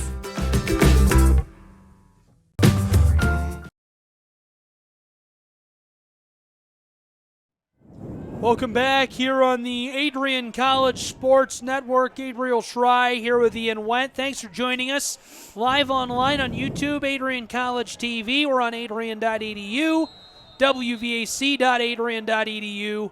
We're live on WVAC, and of course, our longtime commercial partner, the legendary 103.9 WLEN FM. Is there anywhere you can't hear or see us? I think you're pretty much stuck with us today. It's a blessing and a curse. Word, right? Stuck. Yeah, stuck. That's an accurate word. Okay. Settle in, grab some popcorn, enjoy the jokes about the combine and ourselves. Kickoff is away from the Adrian 35, down on the right side, fielded at the 4. Return man for the Trine Thunder across the 20. Now the 30 had a seam and it closed up. As he reached the 30, he stumbles and is tackled down at the 36-yard line. That's where Trine University will start this next possession. They trail by 15 with 10.5 to go in quarter number 3. With that return was number 10, Chris Shuttler. He's a senior from Orlando, Florida, playing up here at Trine University, located in Angola, Indiana. A beautiful facility. Like to travel down there every other year, do this border brawl. But here today, it's looking good for these Bulldogs to get that trophy back on their sideline. It's been a couple of years. This time they give up the gut following the center and right guard and tackled down hard at the midfield stripe. Just shy of it. Down to their own 48. Trine University gets a 12-yard gain in the first down. With the Trine fans who did travel well here today to Docking Family Stadium. They wanted a horse collar or face mask on that run. Did not get it, but nonetheless, Trine Thunder first down. 10 minutes to go here in quarter number 3, 20-5. Trine trailing. They need a score on this drive. Pass over the middle. Caught. Receiver was wide open even though he was quadruple covered. And all 4 DBs come together at once after the 16-yard gain. 1st and 10 down to Adrian's 32, Ian. And again, that's Jacob Chesney. He's had a couple of lengthy receptions. The senior from Kirkland, Indiana, went to Sheridan High School, able to, like you said, split that suffocating coverage from AC. And Trine is in prime position. Score some points here. 3 out wide, 2 close side, 1 far side. Quarterback, give, tailback battling his way up in there. Nothing doing. He is stymied just after the line of scrimmage. A short gain makes it 2nd and 8 now for the Trine Thunder. A couple of other MIAA scores. Albion at Finlandia. They're entering the 3rd quarter. It's 41-0 Albion. Taking a look at Olivet at Alma. 14-3 in favor of Olivet. And Hope at Kalamazoo. 21-14 the score there right now, Ian. Hope's played a couple of close games these last 2 weeks. It'll be interesting to see what we can do as we'll be there next weekend. 3 out wide, 2 on the far side. Quarterback fakes the give, wants to throw. Laser over the middle, tipped and dropped. In and out of the hands of the receiver. Danny White was right there. Trying to go for Chesney again. Throw was a little behind the senior. He couldn't make a spectacular catch. Maybe you make that in nice weather, but low 30s for our temperatures in Adrian. A little bit of a breeze as well. That's going to be a tough catch. I know I couldn't make that if he gave me 10 chances. Maybe 1. Subpar, 9 minutes here to go in quarter 3. 3 out wide, 2 far side. Quarterback fakes the give, pressure coming, thrown, tipped. Bulldog linebacker got a hand on that one. It was Sam Madrid. The pass from Jake Hill. Not sure where he was really going with that one. Ian, I'm going to give you a few other CFB scores to work with. Boise State obviously winning 52-42 over San Jose State. Right now in quarter number 4, Minnesota beating Penn State 31-19. Minnesota 13th in the country. Penn State 5th. Ohio State up 52-7 over Maryland. Ouch, that's quarter number 3. Baylor up right now, or Baylor trailing rather, 9-6 to TCU. That's an interesting score. Baylor is 11th in the country, TCU unranked. Jake Hill in the gun here in Adrian, Michigan for the Trine Thunder. 4 out wide, check down pass right side. The receiver ran the end, runs the spin move, turns back and reaches for those extra couple of yards. 1st and 10 Trine University. They just found the matchup they wanted. It was man coverage from Adrian. It's what it looked like up here, and just beat his man to the football, and Trine converts a 4th down when they need 2 touchdowns and a 2-point conversion at some point. Trailing by 15 here. Touchdown here would be huge. Here we go. Hill gives it off up the gut. Tailback makes 1 cut, reverses fields. Still going down inside of the 10 and tackled down on the 5-yard line. Slipped away from the linebackers and nearly the safeties as well, but he was tripped up and tackled. Yeah, and Trine will go right back to the line of scrimmage. We'll see if it's a hurry up and wait sort of situation or hurry up and get a snap off. Adrian's defense bending here in this mid-3rd quarter. This time up inside, and that's a gain of about 2 right there on the carry up the gut, Ian, going between the guard and center. Yeah, this is the 2nd drive for Trine in this 3rd quarter. First drive, first play was a pick for Adrian's Kwiatkowski. Adrian's offense able to run down and score, so Trine's 2nd possession. Now trailing by 15 rather, looking to cut into that lead. 7.5 to go here in quarter number 3. 1 out wide, that's far side. Jake Hill gives it off up inside, and the ball carrier nothing doing. Same play call, same result. Did get about a yard there. Dylan Dowling on the carry, the junior tight end from Alexandria, Indiana. These linebackers playing downhill inside the 5. See if they can do it for 3 straight plays. Hill gives it off again, up inside, and he's able to fight his way into the end zone. Touchdown, Trine University. They get one back as it is now 20-11 in favor of the Adrian Bulldogs with 7 minutes left in quarter number 3. able to drive roughly 60 yards on that possession to find pay dirt. And I think this is a good call to go for this extra point. Go for the 2-point conversion later. As if they make this, it'll be an 8-point game. That's one possession.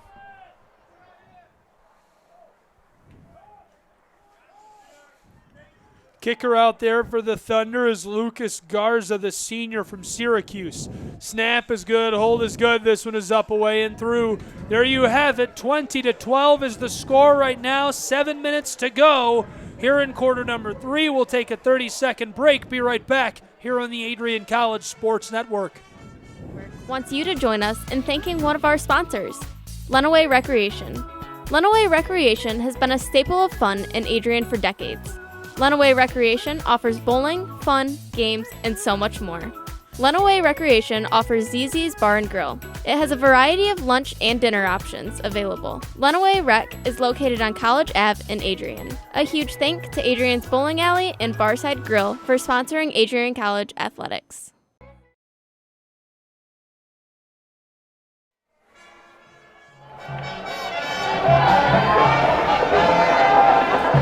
Welcome back here inside of Docking Family Stadium.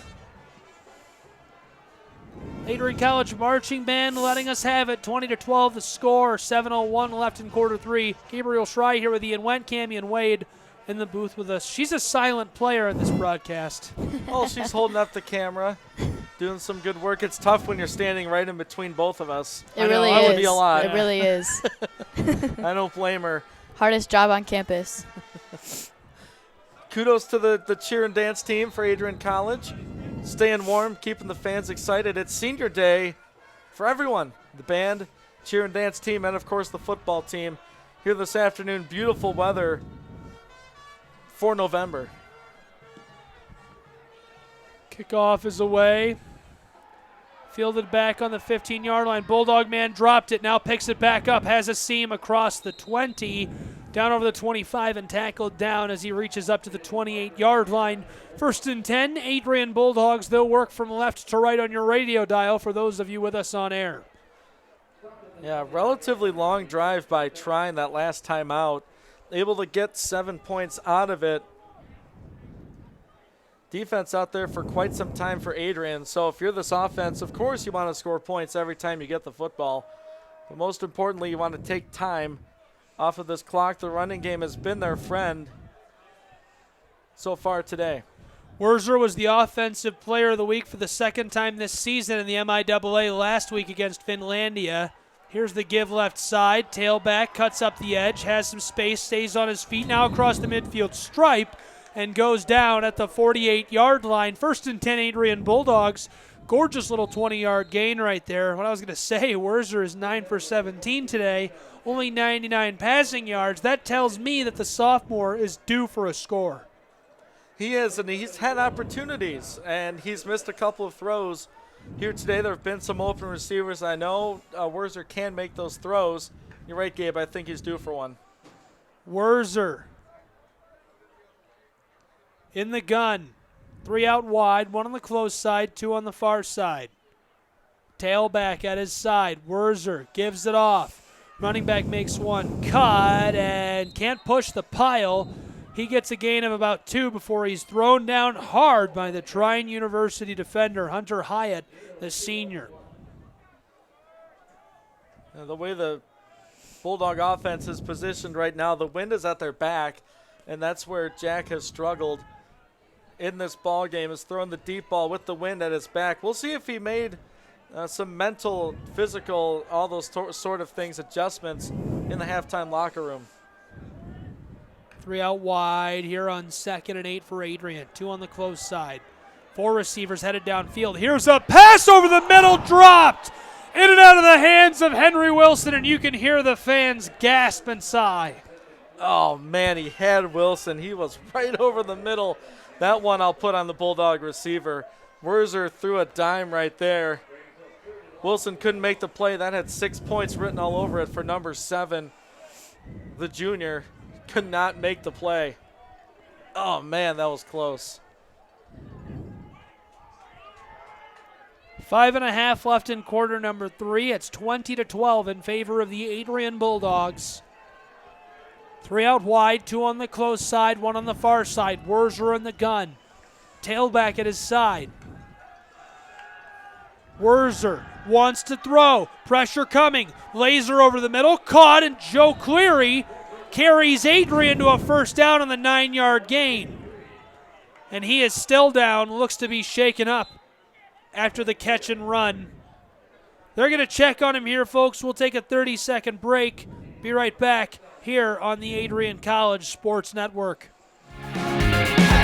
The Adrian College Sports Network wants you to join us in thanking one of our sponsors, Gurgen Insurance Group. Gurgen offers many services and products to fulfill the goals of their clients. Honesty, integrity, confidentiality, and service are the cornerstones of Gurgen Insurance Group. Their missions is to positively impact the communities they serve by providing insurance and products through well-trained professional representatives. A huge thanks to Gurgen Insurance for sponsoring Adrian College Athletics.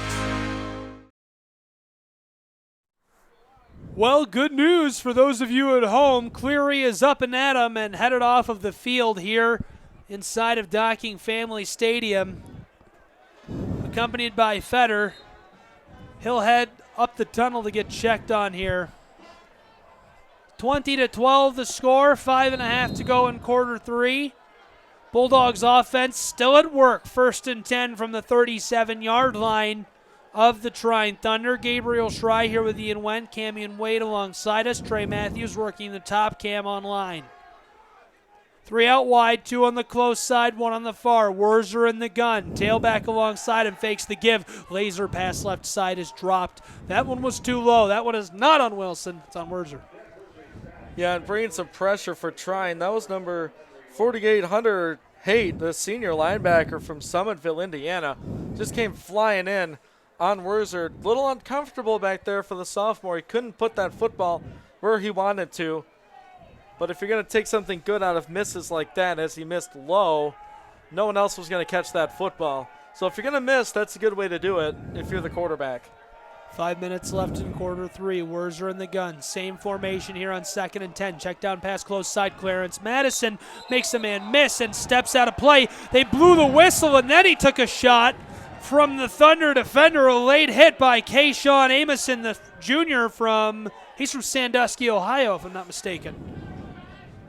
Yeah, just can't do that right after the whistle blew.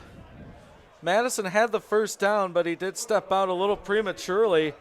This flag occurred at about the 15. He stepped out around the 25. The dead ball personal foul will put Adrian well inside the red zone. Another chance to get in the end zone as they only lead by 8 here against the Trine Thunder. Bulldog offensive line up front. Bunch of big dudes right there. They've been doing really well here today. And a unit that's usually undersized in terms of height for this offensive line, but they've utilized what they have very well. Coach Keith Euchre realizing that they're athletic, they can make blocks on the edge, and the running game has really thrived on the outside this season for Adrian.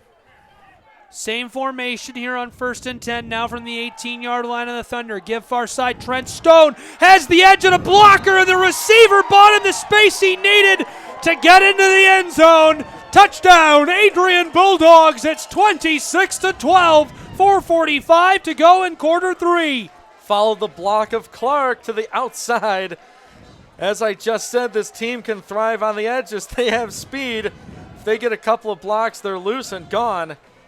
What a response by this offense. Getting 6 points on the board in the waning minutes of this third quarter. And the run game has been effective here today for Adrian. We'll see the PAT now. Here's the snap. It's good. The hold is good. Kick goes up away, and this one is through. There it is, Ian. It is 27-12 here inside of Docking Family Stadium. But, you know, we mentioned the effort of that offensive line, and it's really been incredible. Talk about Brandon Clark, Joshua Brown, Ben Pelletier, Max Protsky, and Jacob Pasorek to me. Yeah, I'm going to focus on Clark. He's just a sophomore. He's played just about every snap this season, just thrown to the Wolves against some guys that, you know, have experience and have played longer in this conference. and know what it takes to play football. They're growing up on the field. We're seeing it here today, and able to run the ball with effectiveness, picking up the slack left by Jack Werzer. You know, the pros often, quarterbacks will buy steaks for their linemen the way they play football. Werzer owes those guys steaks today because he's missed some throws that he normally makes. They're picking up the slack. And like you said, this running game is working for Adrian College, eclipsing the 26-point mark. Right about their season average is right around 30 for this offense. The defense has really played well, too. We'll see them here on this next drive. 3 touchdowns for those 2 featured backs. 2 for Jerome Neal, 1 for Trent Stone. Neal has 62 yards rushing. Trent Stone has 48. Here's the kickoff. Thunder field it down on their own 35. Return man has a seam across the 45. Now the midfield stripe. Opposing 40. 31 man to beat. He does. Gone. Touchdown. Trine University Thunder. And they got that score right back on the kickoff. Unbelievable. I think that was 22 because Sean Amison making up for his penalty he had on defense. Out there on special teams, Adrian does not kick the football deep. They kick it short. It didn't work the first time. It doesn't work here. Trine takes it all the way to the house. Their offense does not have to get on the field for this team to be right back in this ball game. What a response by Trine's special teams unit. What speed on that second level. He beat the first couple of guys, and then it was history.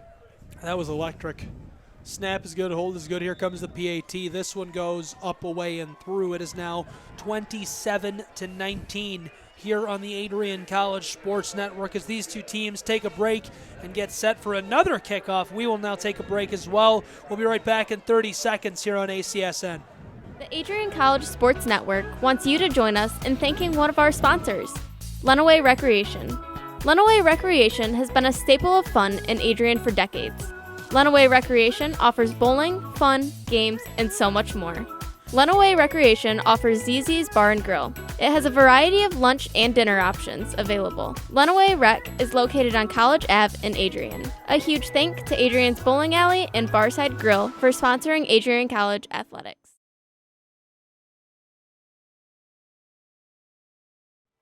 Welcome back here on the Adrian College Sports Network. 4.5 to go.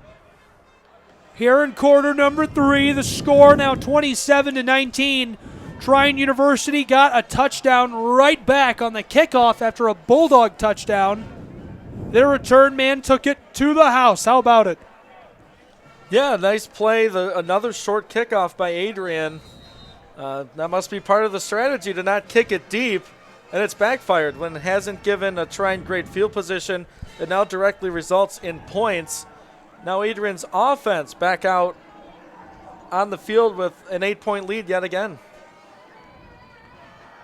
Kicker from the 35. This one booted down the field. Fielded on the 10. Return man for Adrian. Now he has a seam coming close side. Tripped up.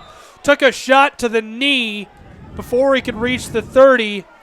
Return man right there for Adrian is Mosley. He was tackled down hard. Yeah, good effort by him. Adrian's offense, yet again, I think it's a score now mindset. They need some points on the board the way Trine's been able to respond to Adrian's touchdowns. Here in this third quarter where we've seen an explosion, an offensive explosion, a couple scores per side in this third quarter, and we still have 4.5 to go. Jack Werzer, second time this year, he was the MIAA Offensive Player of the Week. We'll see what he can do here on this drive offensively. He leads the MIAA in passing yards per game with 252.5. And he's just had a great season, over 2,000 passing yards already for the sophomore from Pinckney, and I think you might want to put the game in his hands right here. I know he's missed a few throws. Needs to be on him right now. 3 out wide, 2 on the close side, 1 on the far side. Werzer. Defender creeping up, and now one of the Bulldogs may have jumped. It looks like, yes, that's a false start. I agree with you, Ian.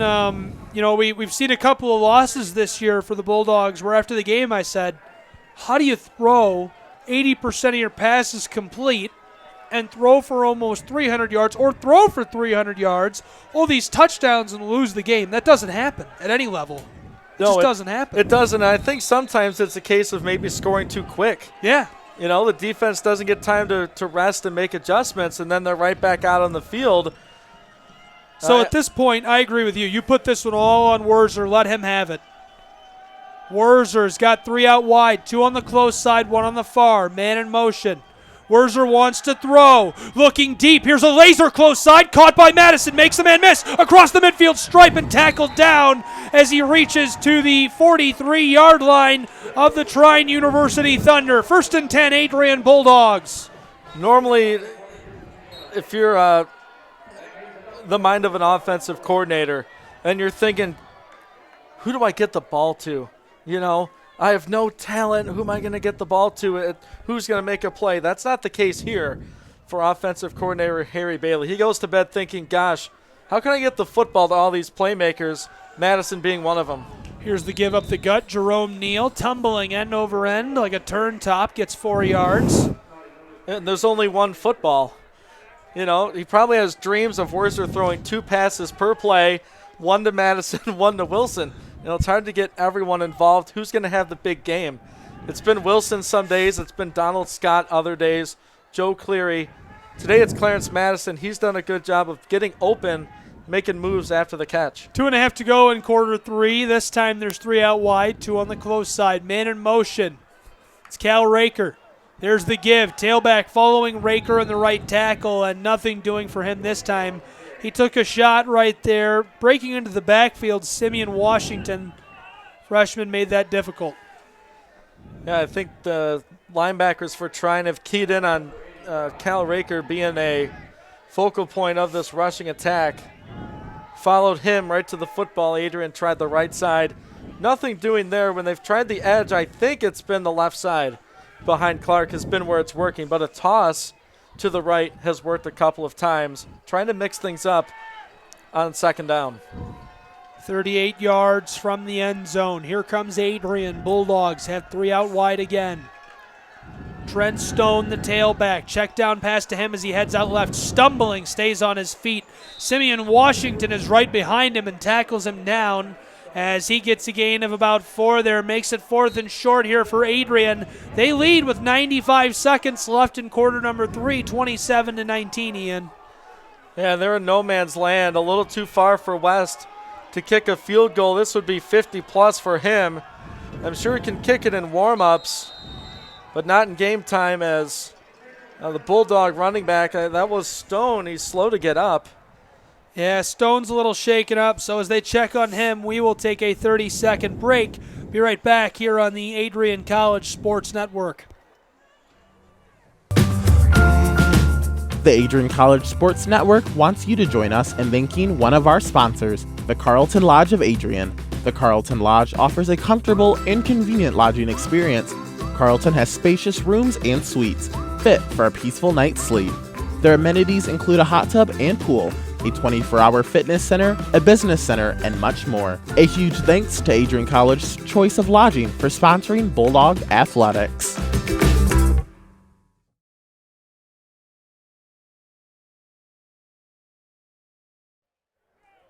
Back here at Adrian College, 80 seconds left in quarter 3.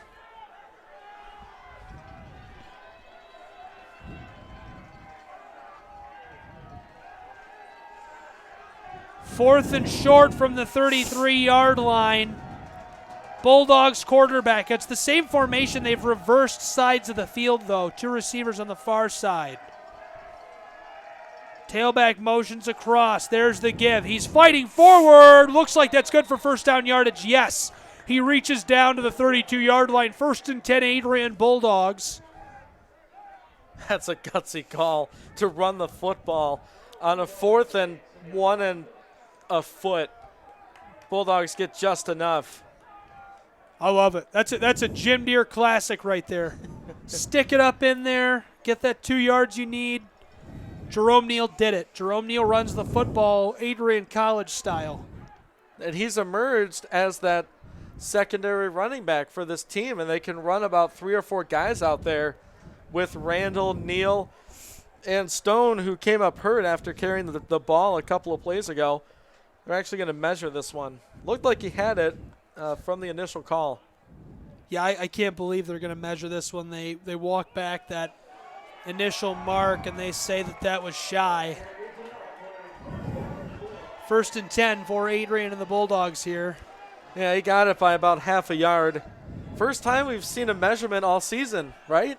Yeah, I've seen a lot of times where they've just been waving it on, and I've been annoyed even if it was in favor of the Adrian Bulldogs. And this time it's clearly a first down, and they measure it. I don't know. That's why we're up here calling out all the flaws, and they're down there officiating the game. 1st and 10 now for the Adrian Bulldogs. Wurzer in the gun, faking the give, wants to throw it. Kirk's one right side. Caught! Wilson! End zone! Touchdown! Adrian College with 33 seconds left to go here in quarter number 3. Coach Bailey loves it. Wurzer finally put it right in the breadbasket. Wilson eats it up. That's good for 6 points. There he is. He's been quiet all day. He's been right on the doorstep of catching the long one, and Wilson from 32 yards out finds pay dirt, and the junior with 6 from the sophomore Wurzer. What a throw by Jack right there. Coach Bailey went absolutely berserk on that sideline. He got the look he wanted from the Trine defense, and his offense performs. 34-19 the score after the PAT is good. We'll take a 30-second break. Be right back here on the Adrian College Sports Network. The Adrian College Sports Network wants you to join us in thanking one of our sponsors. The service never stops once you visit CR Motors in Hudson. CR Motors builds customers for life. With a full automotive service and maintenance department, CR Motors both repairs and sells vehicles. They have tons of brand new options and top-of-the-line used options too. A huge thanks to CR Motors of Hudson for sponsoring Adrian College Athletics.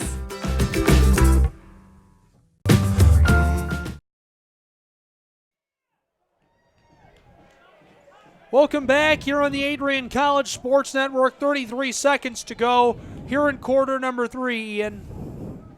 They had a great drive by the Bulldog offense. They needed to do it, and to get the last 32 yards was Jack Wurzer to Henry Wilson up the right side.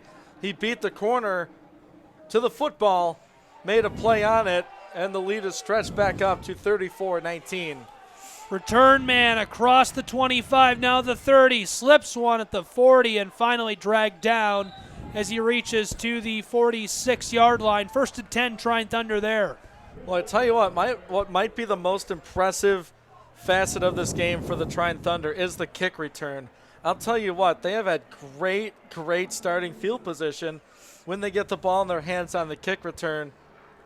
And this time they have it up over the 45 at their own 46, and that's only 54 yards to find the end zone, as they've done so a couple times already in this third quarter.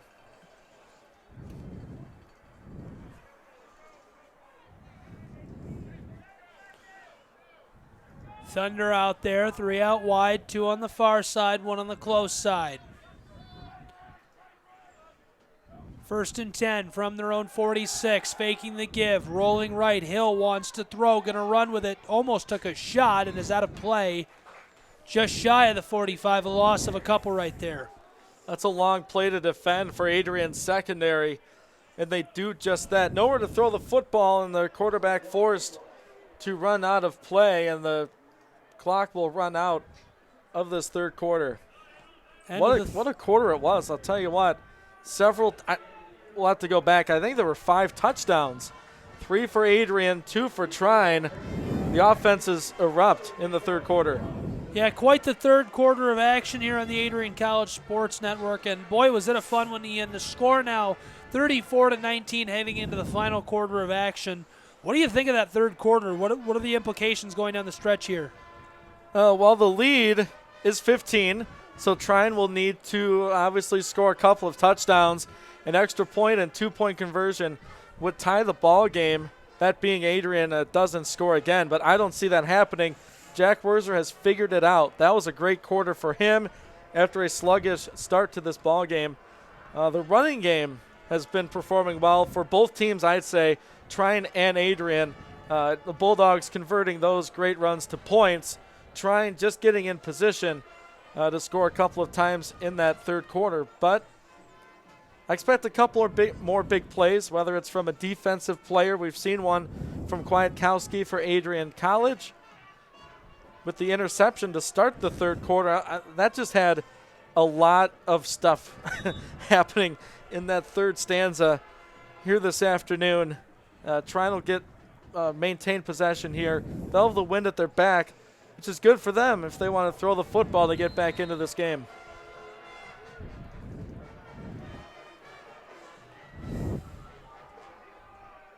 (34-19), they've reversed sides of the field. It's now 2nd and 11 for Trine University, moving left to right.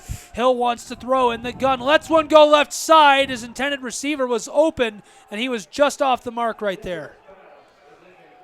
Yeah, there was an opening right there. If the quarterback could have just put it right in there a little better. Unable to find that connection on 2nd down. They'll be faced with a 3rd and long. Now it's up to the play of the Sean Starks of this defense, the Kwiatkowskis of this defense. The defensive line also can now key in on a pass play, see if they can get some pressure. We'll see if the defense blitzes. That's something I've noticed the last couple of weeks. When this defense blitzes, that could be a difference maker. We'll see if Coach Deere decides to send a linebacker here. 3rd and long. Hill wants to throw. Lets one go close side. His intended receiver covered by Sean Starks. No chance. Yeah, they did blitz a couple linebackers right there, forcing the issue for the Trine quarterback. Unable to connect, and that'll force the punting unit on for Trine. A rough start to this fourth quarter, but some good news for Adrian as I'm watching number 83, the senior, Joe Cleary, go back. He'll return this punt. Looks like his ankle is taped up. He went out in the third quarter with an injury. He's taped up. Coaching staff says he's good to go, and he says he's good to go. He's standing at the Bulldog 15 awaiting this punt. Kicks away.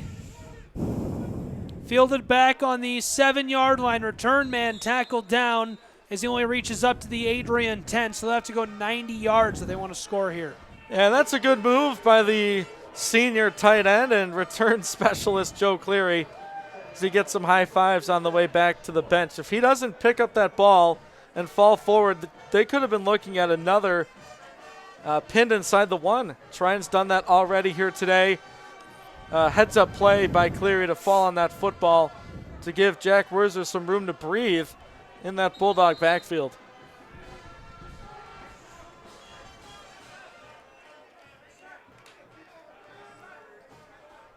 Two safeties are deep for Trine, trying to cover up that deep threat. Here we go. Bulldogs coming close side. The give to Jerome Neal, and he comes down to the close sideline for a gain of 13 yards. 1st and 10, Adrian.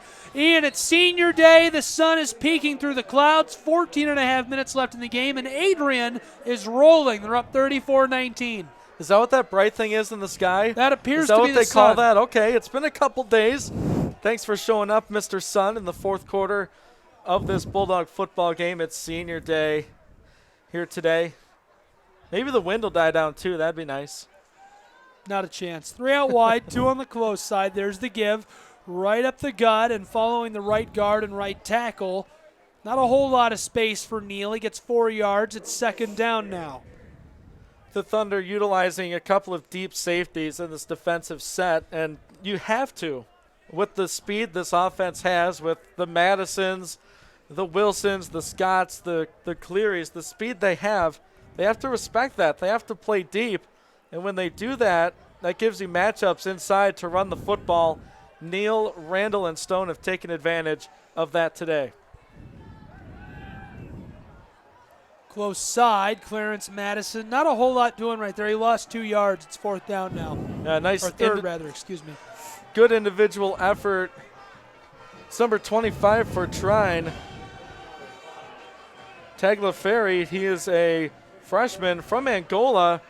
Hometown kid going to the hometown university. Makes a play on 2nd down Adrian in a passing situation, leading by a couple of scores early fourth.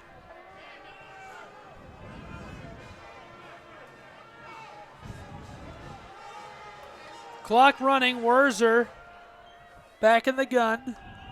Trips right for him. That's the far side. Wants to throw. Here's a bomb. Let go for Clarence Madison, who is double covered right there, and he didn't see the football coming.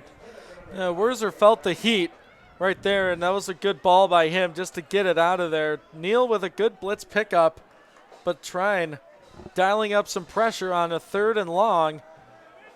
They get just enough on the young Wurzer. Another incompletion. We'll see Austin Benke standing at his own 11, ready to boot this football away. Punt unit has looked really good here today for Adrian. They're going to have to punt it here. It's 4th and 7. Football from their own 26. On the close hash mark, the punter standing on the 11. Snap is good. Got this one away. Late clutch block there in the backfield. And the ball will be down by Adrian at the 42-yard line of Trine. Opportune situation for them. Yeah, that's a nice punt by Benke. I like that low line drive look.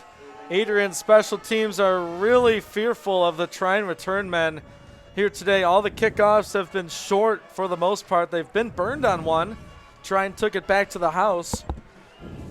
But a good punt, keeping it away from the Trine return man. Even though it's a relatively short field, a nice move by the punt unit, who again has impressed me here today. The snaps have been solid, the blocking's been there, and Benke's doing his thing, punting the football away. 3 out wide here for the Trine Thunder. Quarterback in the shotgun, 1 man at his side. He wants to throw. Here's one, let go close side and incomplete. Intended receiver right there, Colin Gable. Sean Starks threw him down hard. Great timing by the senior. That if that was a half second later, that'd have that's been a flag. But he timed it just well, and he gets a hit right in front of his hometown bench. Good play by the senior, making sure the Trine receiver did not catch that football. Adrian Bulldogs on D. Clock is halted. 12:27 left in quarter 4. It says it really caught me off guard. I was going through my cadence, and it says quarter 3 on the board here in the stadium, but we're in the 4th quarter. 3 out wide, 2 on the far side. There's the give. The tailback battling his way forward and tackled down after a gain of 9. It's 3rd and short. And Ian, I rely, I crutch on the board, don't you? When you're doing a game, do you crutch on the board a little bit? A little bit. It just threw me off. I knew it was the 4th quarter, but I wasn't ready for it to say that. Looking at one thing and saying another? Yeah. Looked right at it. That's wrong. 3rd and short. Here's the give. Tailback coming close side in trouble. Rolled over by a pair of defenders, and it looks like there's a flag. Jim Deere walking out onto the field here. Troy Abbs also out on the field. Yeah, it's either an offsides alignment for Adrian or some sort of formation issue for Trine. Those are my only 2 guesses here on this. 3rd and short, Adrian's defense stuffed him on the play. We await the call. Officials convening, talking to Jim Deere now. They've got one on the far sideline talking to Troy Abbs, calming him down.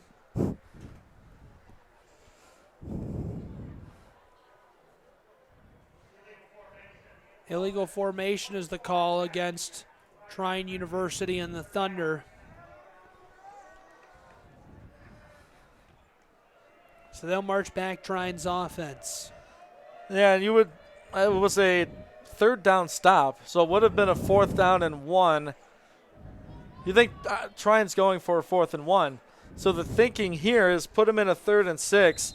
If you get another stop, then it's a 4th and 6. That puts Trine in a passing situation. So a heads-up smart decision there by Coach Jim Deere. 34-19, 11:40 to go in the contest. Trine with the football, 4 out wide.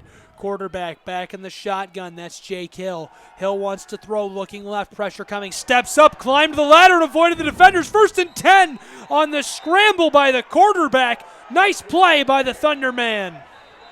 Boy, flags in late. This is a rivalry football game, and we've seen it a couple times. I think every official threw their flag right there. As you like to say, laundry all over the field. Yeah, somebody call the local laundromat. We got to clean up. Pushing and shoving late. Looked like from up here the Trine quarterback took a hit as he was sliding. Jake Hill took a hit from a Bulldog, and then some more extracurriculars. You like extracurriculars, but not on the football field. Officials talk about this. Trine picked up a 1st down on that 3rd down scramble by Hill. We'll see what will be added on to the end of this one. It's probably a 15-yard variety. We've seen a couple of offsetting personal foul penalties earlier in this one. A couple of more extracurriculars. And they get Trine's offensive lineman. That's 78. The guilty party is Noah Meeker, the junior lineman from Elida, Ohio. He's listed 6'2", 295, blocking after the whistle. So Trine gets the 1st down, but then they'll back the offense up 15 yards back to the Thunder side of the 50.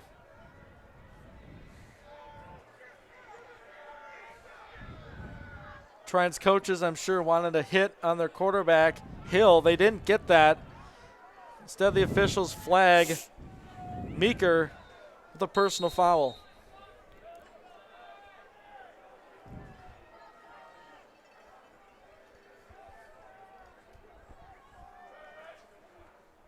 Hill in the shotgun, fakes the give. Throw over the middle, dropped. Chesney laid a hit on the Bulldog right there. Put a shot on Kwiatkowski after he didn't catch the football. I think he was preparing for that hit because Kwiatkowski was in position to lay the lumber on Chesney. You have to catch the football first. And we've seen some signs of a struggling offense from Trine. You know, some missed throws, a couple of drops, some running plays that didn't go their way. But the pieces are there. This is a really good conference. Trine just struggling this season, and they do so on that play. 2nd and 10, football from the 43. Hill wants to throw. In trouble, rolling close side, check down pass, nearly intercepted by the Bulldogs.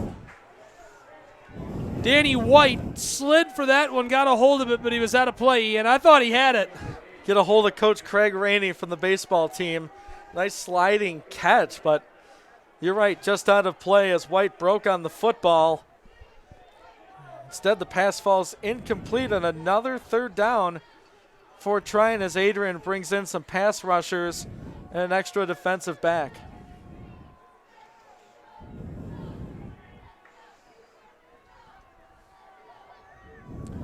And now here we go.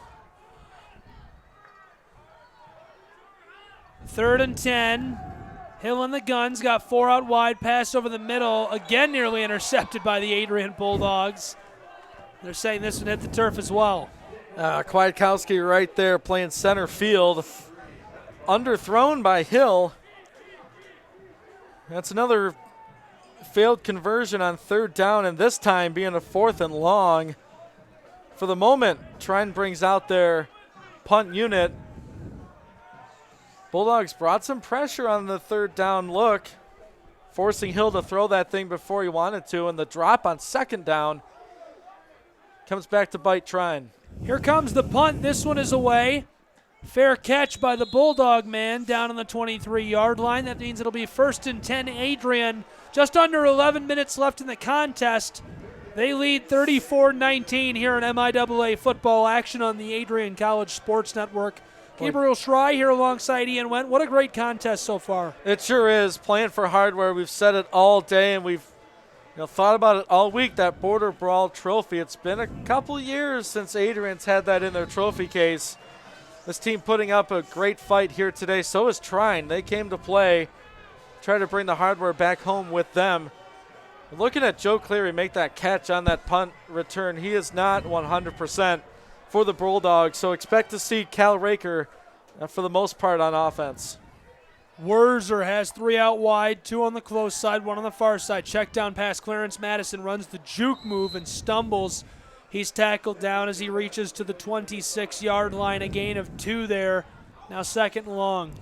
I think if you're Wurzer and you line up, you're looking at all your receivers, and you see there's a safety playing off on Clarence Madison, he's getting the football. It doesn't matter what play is called.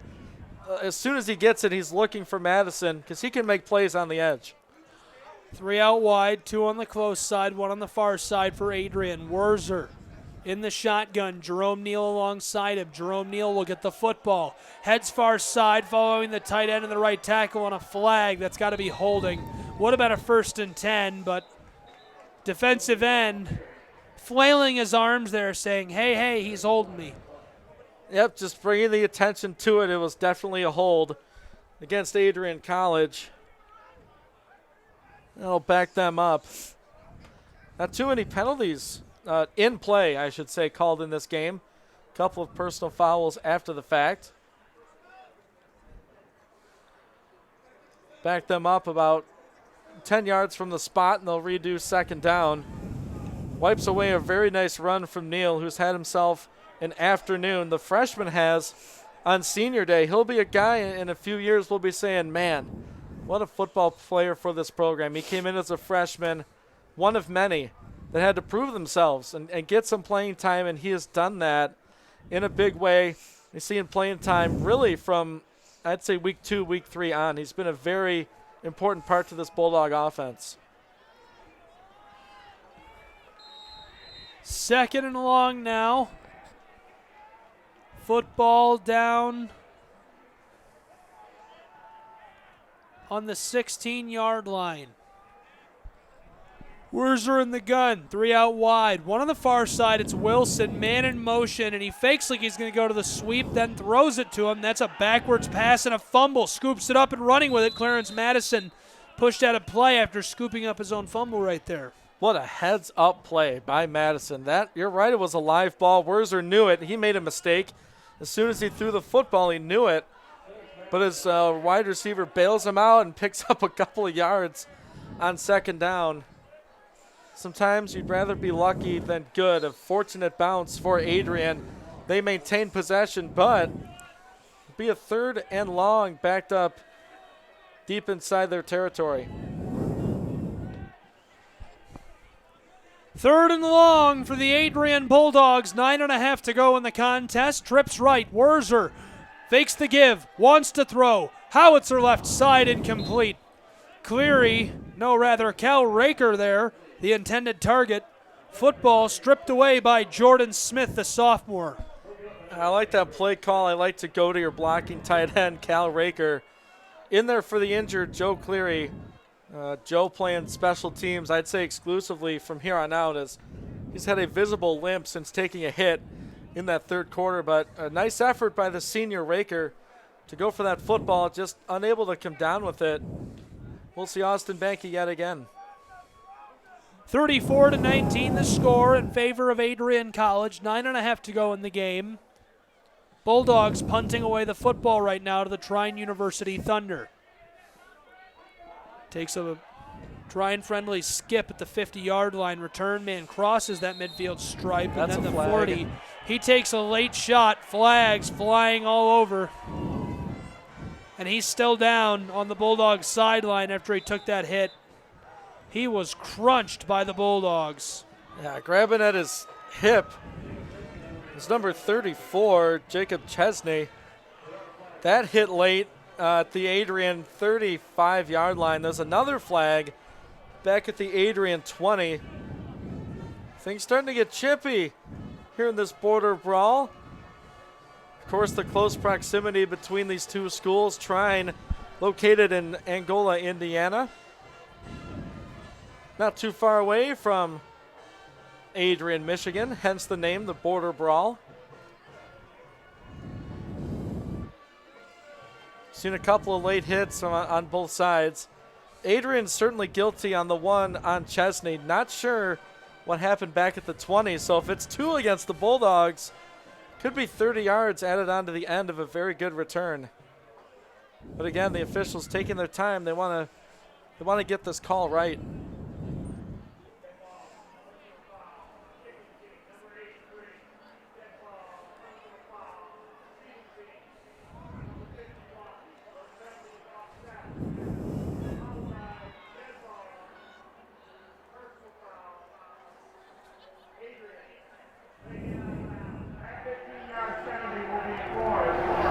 First down. 3 personal fouls called on that punt return by Chesney. 2 for Adrian, 1 for Trine. 2 of those will cancel out. We'll add 15 onto the end of that run.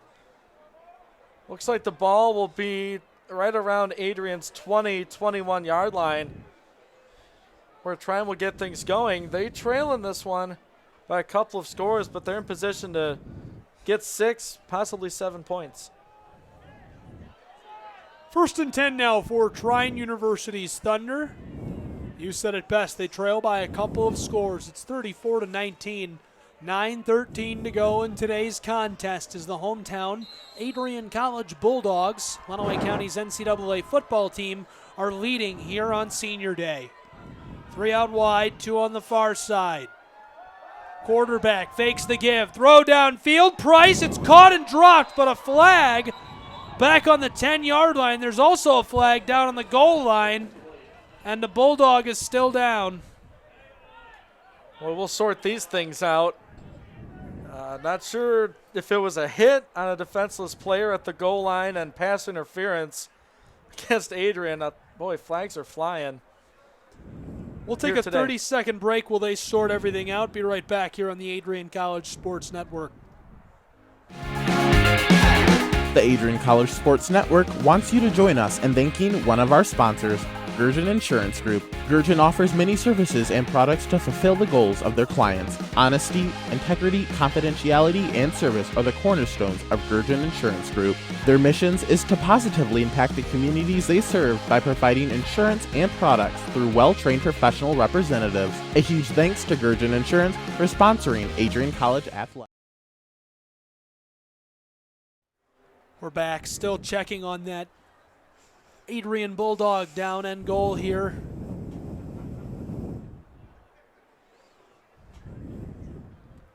Didn't Medical see the staff. number. Jim Deere and medical professionals out there.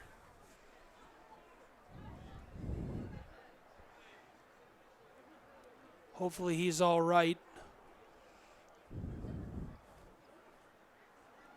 And it looks like they will be able to help him up. Sean Starks, Adrian's superstar defensive back, being assisted gently off of the field by Jamie Fetter. And he's getting a little fired up as they announce the penalty here.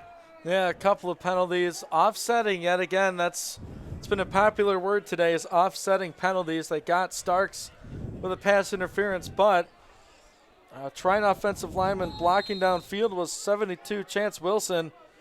The junior from Elkhart, Indiana, got down the field. We'll replay the down. 1st and 10, football on the 21-yard line. Trine Thunder, Price gives it off, tailback in trouble, dragging a defender with him and stopped up after a gain of 5 yards. He reaches down to the Adrian 16-yard line. 2nd and medium for the Thunder. Good run, making something out of nothing. You're right, he was wrapped up initially for a very short gain, but instead picks up near 5 yards, and that puts this offense in a prime position on 2nd down. They don't really have to break from what they do. If they want to run the football, they can still do that with some time left. Starks and Morgan Harris together with Jamie Fetter down on the sideline. Price fakes the give. It's quarterback keeper, and he dives forward. Gain of about 4 yards right there makes it 3rd and short for Trine University, the Reading High School product and state champion, back on the field right now for the Thunder. Yeah, we saw Price in the first half, and then we saw Hill come in, the sophomore, for a while. So this Trine offense trying to figure things out at the quarterback a problem position. like that. Harry Bailey loses sleep at night because he has so many weapons, but at least he only has one quarterback. Trips left, Price gives it off, up the gut, bursting forward, Thunderman running the official over. Touchdown, Trine University. Look out, ref. 34-25 the score. Powerful run, and I don't blame the umpire for not being ready for that because he jumped right through everything. Lickety split to the end zone. Trine sticks with the ground game. That's working for them. They've jumped over 20 points here in this contest. On the road, it's another one-score game. 7:48 to go in the contest. Trine University touchdown. We're about to see the PAT. Snap is good, hold is good. This boot up away, and it is through. Ian, that means the score is now 34-26 here on Kapnick Field. We are going to take a break and return momentarily here on the Adrian College Sports Network. The Adrian College Sports Network wants you to join us in thanking one of our sponsors, Lenawee Recreation. Lenawee Recreation has been a staple of fun in Adrian for decades. Lenawee Recreation offers bowling, fun, games, and so much more. Lenawee Recreation offers ZZ's Bar and Grill. It has a variety of lunch and dinner options available. Lenawee Rec is located on College Ave in Adrian. A huge thank to Adrian's Bowling Alley and Barside Grill for sponsoring Adrian College Athletics. Welcome back here to Docking Family Stadium. Down on Kapnick Field, the border brawl is underway between the Adrian College Bulldogs and the Trine University Thunder. It's 34-26 as Lenawee County's NCAA football team leads here late in this contest. They're also about to get the football back. Trine punched one in. The ball carrier on that last one was Dylan Nowling, the junior from Alexandria, bowled over the official who threw yet another flag on the PAT, Ian. Yeah, they got Adrian with an offsides on the PAT, but the kick was good. Trine declined it. So no harm, no foul there for Adrian. He'll get the football on this kick. I do not see Joe Cleary, who is back returning punts. He's not out there returning kicks. Injured in the third quarter was the senior tight end.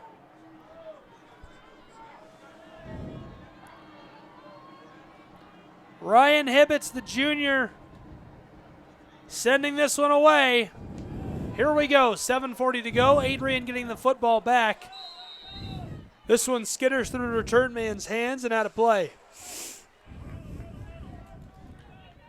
Offense back to work without their star tight end, Joe Cleary. So another senior, Cal Raker, taking on duties for Cleary in this Jack Werzer-led offense, who's already put up 34 points today. I don't think that's going to be enough. Trine came to play offensively, so I think they'll need at least one more score here to feel comfortable in this contest. Only an 8-point lead, closing in on 7 minutes to go.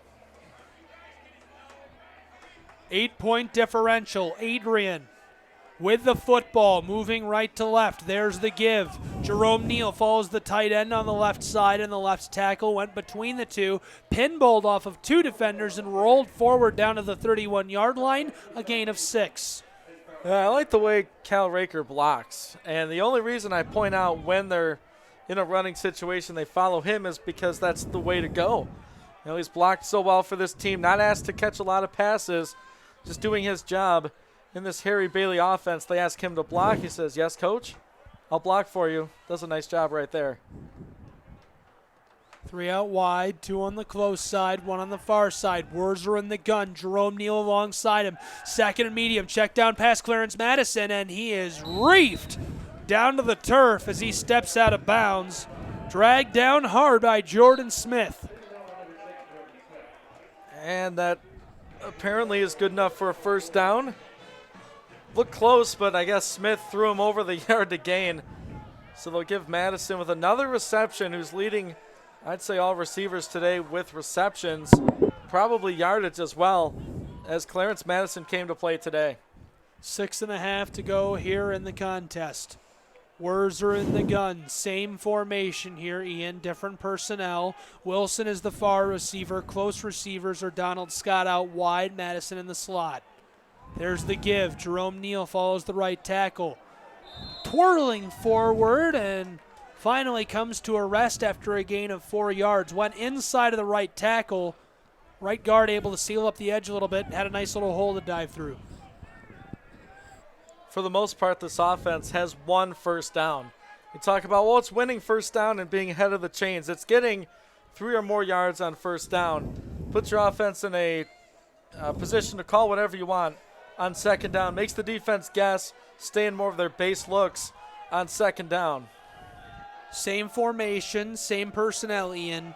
2nd and 6, football on the 42 of Adrian. They give it off again to Jerome Neal. He tried to follow the right tackle and right guard. This time, he was swallowed up. There to make the tackle for Trine University's Thunder, Jared Belichick, the senior from Ohio. And we talked about it earlier this quarter, and in the third, all might be on the shoulders of the sophomore from Pinckney to get things done to seal up this win for Adrian College. They lead it by 8, but in a 3rd and passing situation, it's now on Jack Wurzer, who's been really hit or miss today in terms of throwing the football.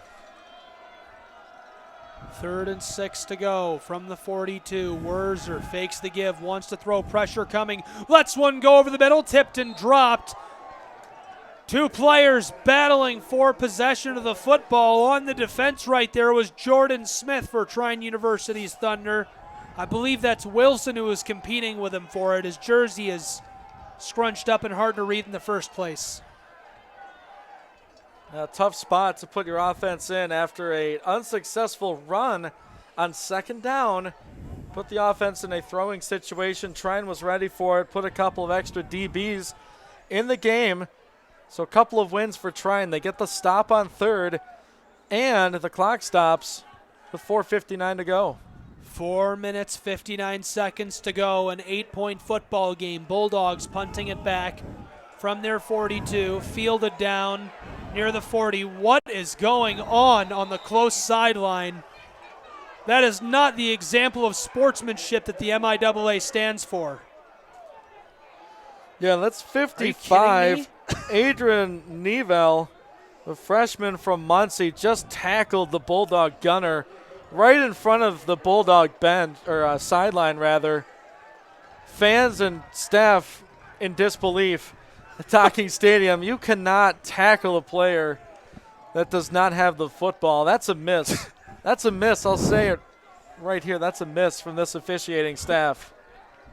That's unbelievable. Whistle here. The official is calling for the play clock to be reset. Son, now is not the time. Just going to give you a heads up. 34-26. We're going to get back at it. 3 out wide, 2 on the far side.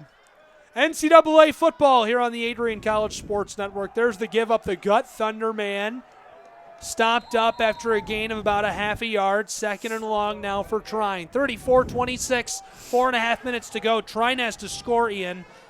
Yeah, and the way we've been talking about Adrian's offense and plays they've made and how good they've been this season, this is a 1-score football game. Trine is stuck right with the Bulldogs. They need a touchdown and 2 points. They have plenty of time to do it, to just run their offense the way they have been. If they want to run the football, they can. That's what worked on the drive previous. 2 out wide. There's the give. The man on the sweep is stopped up, and there's the whistle. They'll give him forward progress. Going to make 3rd down a little easier for Trine University here. The carry there by Seth Boggs, the senior from Sandusky. Seth Boggs has had a good day. Yeah, he's played all over the field. I mean, he's been out there catching passes, running the football as well. You're right, Gabe. He is a nice safety blanket for this offense, who's still trying to figure out their quarterback situation, I think. But it's good to have Boggs out there making plays for the Thunder. And a timeout down on the field. As these two teams take a timeout, we will as well. We'll be right back here in 60 seconds on the Adrian College Sports Network. The Adrian College Sports Network wants you to join us in thanking one of our sponsors, Lenawee Recreation. Lenawee Recreation has been a staple of fun in Adrian for decades. Lenawee Recreation offers bowling, fun, games, and so much more. Lenawee Recreation offers ZZ's Bar and Grill. It has a variety of lunch and dinner options available. Lenawee Rec is located on College Ave in Adrian. A huge thank to Adrian's Bowling Alley and Barside Grill for sponsoring Adrian College Athletics. The Adrian College Sports Network wants you to join us in thanking one of our sponsors, the Carlton Lodge of Adrian. The Carlton Lodge offers a comfortable and convenient lodging experience. Carlton has spacious rooms and suites, fit for a peaceful night's sleep. Their amenities include a hot tub and pool, a 24-hour fitness center, a business center, and much more. A huge thanks to Adrian College's choice of lodging for sponsoring Bulldog Athletics.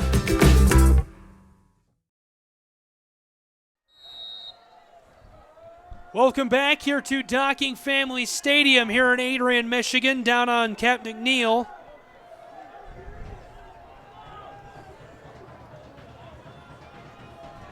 Three and a half to go here in the contest. Trine University with the football on 3rd and 8. Pressure coming. Price goes far side. Got a block, and his receiver, Chesney, reaches down to the 40-yard line. 1st and 10, Thunder.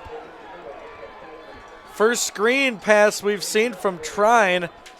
They call it at the right time on a 3rd down, and they needed about 8, and they pick up 10. Back in business are the Thunder, 40 yards from pay dirt. Approaching 3 minutes left, only down by 1 score.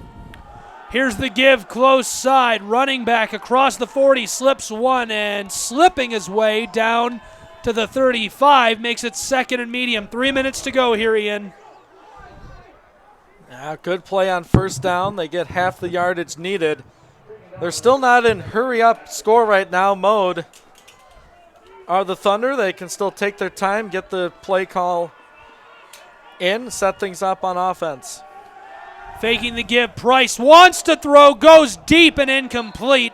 His intended receiver right there was open as he cut back. Kyron Pearson, the freshman, just couldn't get the football. Really struggling throwing the football are the Thunder, just overall.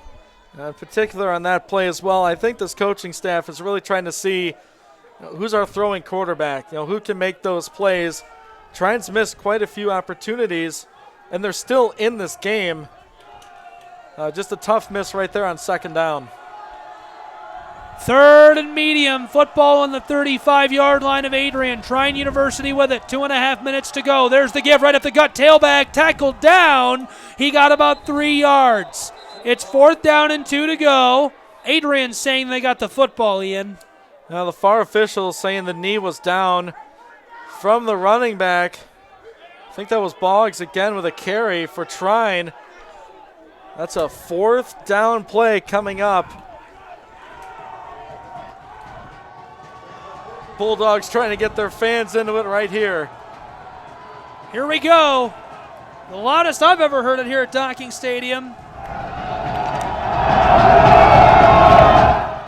2 minutes to go in the game. Trine needs a 1st down. Price is going to keep it. Now the throw over the middle. Caught 1st and 10 Thunder into the red zone down to the 12-yard line. Nice little fake right there. Price looked like he was going to run with a football. Adam Gutting, the sophomore tight end from Findlay, ran like he wasn't going to catch, ran like he was not an open target, and then turned last minute to catch the little dink and dunk pass. 1st and 10 down in the red zone. They're threatening to score now. 1:40 to go. They trail by 8, 34-26 here on the Adrian College Sports Network. It's MIAA football. Adrian College on defense.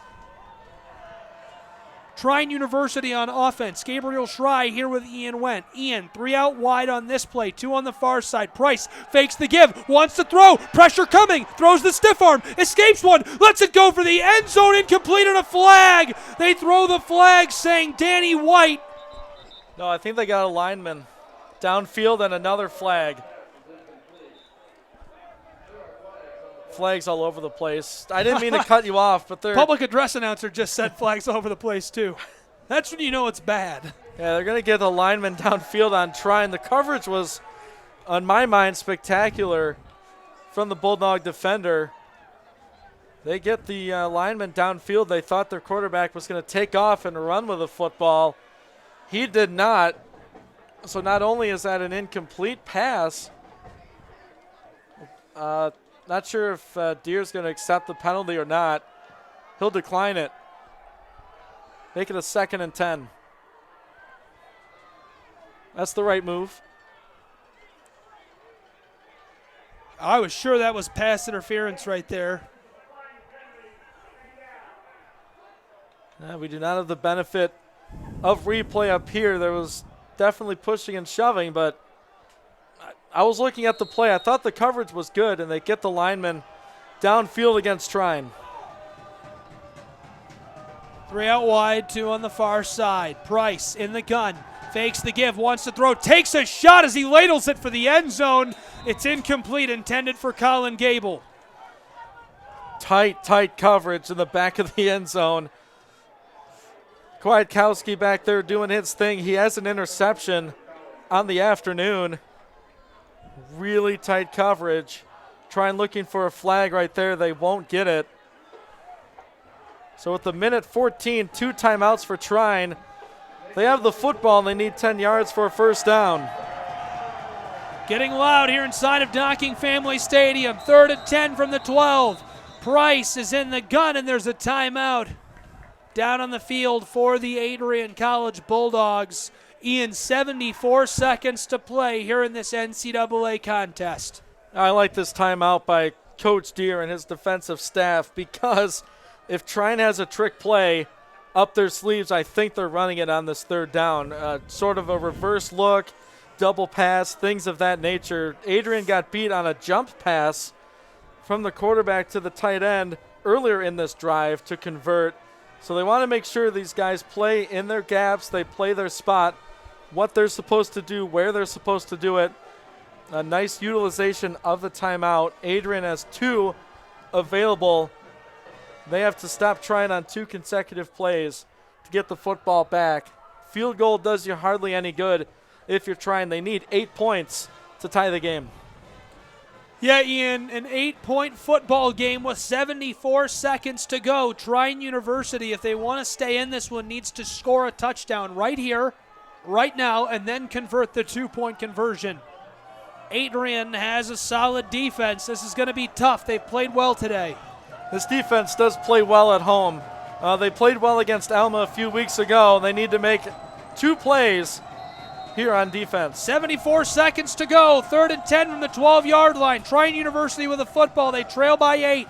Price fakes the give. Quarterback wants to throw from the shotgun. Lets it go over the end zone. Tipped away. Incredible defensive effort. Pass there intended for Adam Gutting, the sophomore tight end. He couldn't hang on to it. Broken up. I think that was Dwight Mann with the coverage for Adrian College.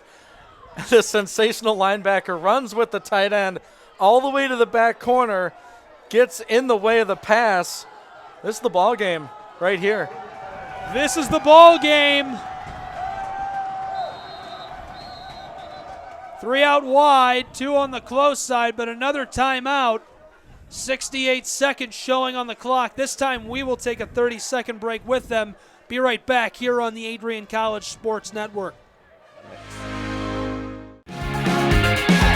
The Adrian College Sports Network wants you to join us in thanking one of our sponsors, Gurgen Insurance Group. Gurgen offers many services and products to fulfill the goals of their clients. Honesty, integrity, confidentiality, and service are the cornerstones of Gurgen Insurance Group. Their missions is to positively impact the communities they serve by providing insurance and products through well-trained professional representatives. A huge thanks to Gurgen Insurance for sponsoring Adrian College Athletics. Adrian College Sports Network. Welcome back. 68 seconds to go on the day. Adrian College Bulldogs right now lead by 8 here at home. Late stages of this contest. Thanks for joining us on the Adrian College Sports Network, available live online. Adrian College TV on YouTube, adrian.edu, wvac.adrian.edu, wlen.com. You can listen to us on 107.9 FM WLEN and 103.9 FM WLEN. We've been on WLEN for 3 decades, Ian. We haven't. We haven't. You and but I the know. Football games have forever. This is the situation, an 8-point game. Trine trails. They have the football. 4th and 10 from the 12-yard line of the Bulldogs. They need to score. Just 12 yards to the end zone. Price from the gun lofts one up for the end zone. Batted away by the Bulldog. That is a turnover on downs, and Adrian is going to likely win the football game because of that play. On senior day, it's the senior Sean Starks. Why not tip one more pass away in his Bulldog career in the end zone? Defense comes up huge in the red zone. The Thunder are silenced here at Docking Stadium. The offense will have to put this thing on ice. Trying with just one timeout. Hold on to the football and get out of here with a win. That'll be the 4th in conference play. Only losses to Albion and to Olivet. Wins against Kalamazoo, Alma, Trine, and Finlandia last week. 1st and 10, trying to wind out the clock here on the day. Bulldogs right side. 2nd down now after the carry by Jerome Neal. 57 seconds to go on the day. I'm looking for Adrian's athletic director, Michael Duffy. Is he holding the hardware yet? Not yet. He's down on the 33-yard line. He's wearing an all-tan suit today. He's got the shades on, looking slick. I love that Mike Duffy comes to this game just to take the trophy back and forth. It's he won't tradition. let anyone. Yeah, the athletic directors don't mess around with the Border Brawl trophy. They know they need to do the handoff. Yeah, it's been a couple seasons, as we mentioned, since Adrian's had the beautiful Border Brawl trophy here in Adrian, Michigan. It will come north, as it's found its home in Trine, at Trine University in Angola, Indiana, for a couple of seasons. What an all-around football game, and we'll break down some stats. I don't think they were overly spectacular for anyone, but of course I'll pick our player of the game. We'll break down this game as well, stats analysis from all of us up here in the booth today. Yeah, that Border Brawl trophy was in Lamar Carswell's dorm room the last few years. Now it's going to be in Sean Stark's. 3 out wide, 2 on the close side, and a flag as both sides jump. Under 1 minute to go here. 1 timeout for either program following that last one. Yeah, they'll get Adrian with a false start. It should be a couple of kneel downs for Jack Werzer. Well, they might try to run the ball, get some yardage. You have to have 2 hands on this thing. You do not want to fumble right here. Werzer fakes the give. It's a keeper headed far side, and the quarterback stays in play. That means the clock will run. Waiting to see if either of these teams use their timeout. Yes, the Trine Thunder burn up a timeout here with 49 seconds to go. We're going to ride this thing right down to the wire, Ian. I think it's a no-brainer right here that it's a running play. Where you run the football, I'm not going to try to speculate, but I think you try to run this to the edge. That's been working so far today, whether it's a pitch play to Neal to the left or right. Either way, I think that's where you have to go with this football. I don't think it's a passing situation. Bulldogs have to do one of 2 things. Get a first down or use 9 seconds. Yes. They have to do one of 2 things here on this next play. 9 seconds or a first down. With the 40-second play clock, of course. That's why you say the 9 seconds. Just explaining for our listeners out there. It would actually be 9.6 seconds, which is a tremendously long time to run an offensive play in football. It really is. Here we go. We'll see what Adrian has dialed up out of the brain of Harry Bailey.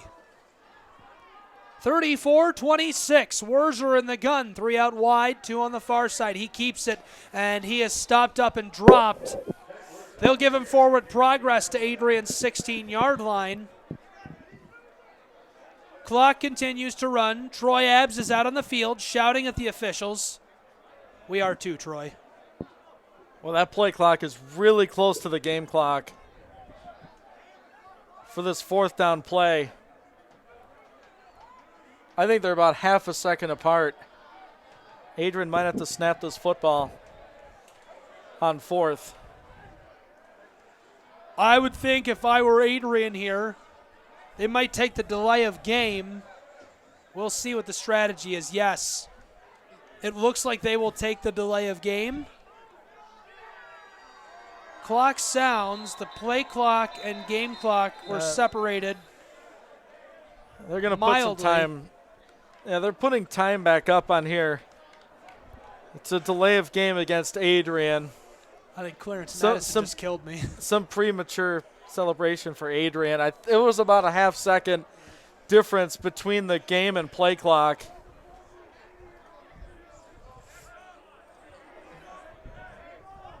Officials, some time to sort things out again here this afternoon.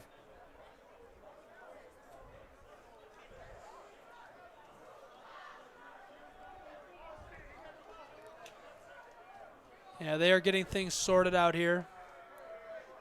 Should be relatively simple. I think they put maybe a full second or half a second up on the game clock. It should be delay of game for Adrian. Put a full 4 seconds. And the home fans don't like that.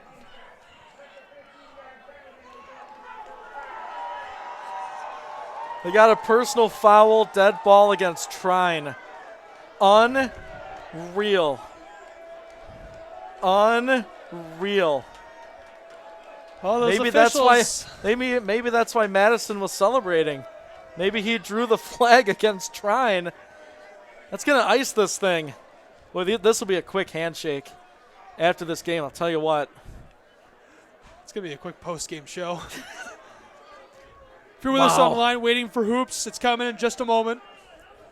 Tyler DeWitt will be on the call. Trey Matthews at his side. They'll have basketball for you in about 10-15 minutes. Boy, the penalty ends this one. Very fitting the way we've seen flags thrown in the second half. And it's a personal foul against Trine. It'll seal the win for Adrian. Wow. All flags right down to the final moments of this game. 4 seconds on the clock. Look who's taking the snap. Hunter Ham under center here on senior day. The senior quarterback takes a knee and it's over. The clock will run out. 4 seconds expire. The 8-point lead prevails for the Adrian College Bulldogs here at home. They win on senior day. 34-26 the final score, and what a game it was for the Adrian Bulldogs and the Trine University Thunder. Don't go anywhere. We'll be right back with our post-game show here on the Adrian College Sports Network in 90 seconds. The Adrian College Sports Network wants you to join us in thanking one of our sponsors, Lenawee Recreation. Lenawee Recreation has been a staple of fun in Adrian for decades. Lenawee Recreation offers bowling, fun, games, and so much more. Lenawee Recreation offers ZZ's Bar and Grill. It has a variety of lunch and dinner options available. Lenawee Rec is located on College Ave in Adrian. A huge thank to Adrian's Bowling Alley and Barside Grill for sponsoring Adrian College Athletics. This is the Adrian College Sports Network. Thank you for tuning in for Adrian College football on WVAC FM and ACTV. A huge thanks from all of us here at Adrian College to our sponsors for making today's broadcast possible. Gurgen Insurance, located at 311 North Winter Street. Carlton Lodge, located at 1629 West Maumee Street. CR Motors of Hudson, located at 518 South Meridian Road. The Adrian College Bookstore, located at 110 South Madison Street. On the Spot Glass, located at 2393 Forest Hills Drive. And Lenawee Recreation and ZZ's, located at 520 College Avenue. Our sponsors make it possible for us to bring you Adrian College football. Thank you to all of our sponsors for supporting Bulldog Athletics. Please be sure to subscribe to Adrian College TV on YouTube and find us on Instagram, Facebook, and Twitter.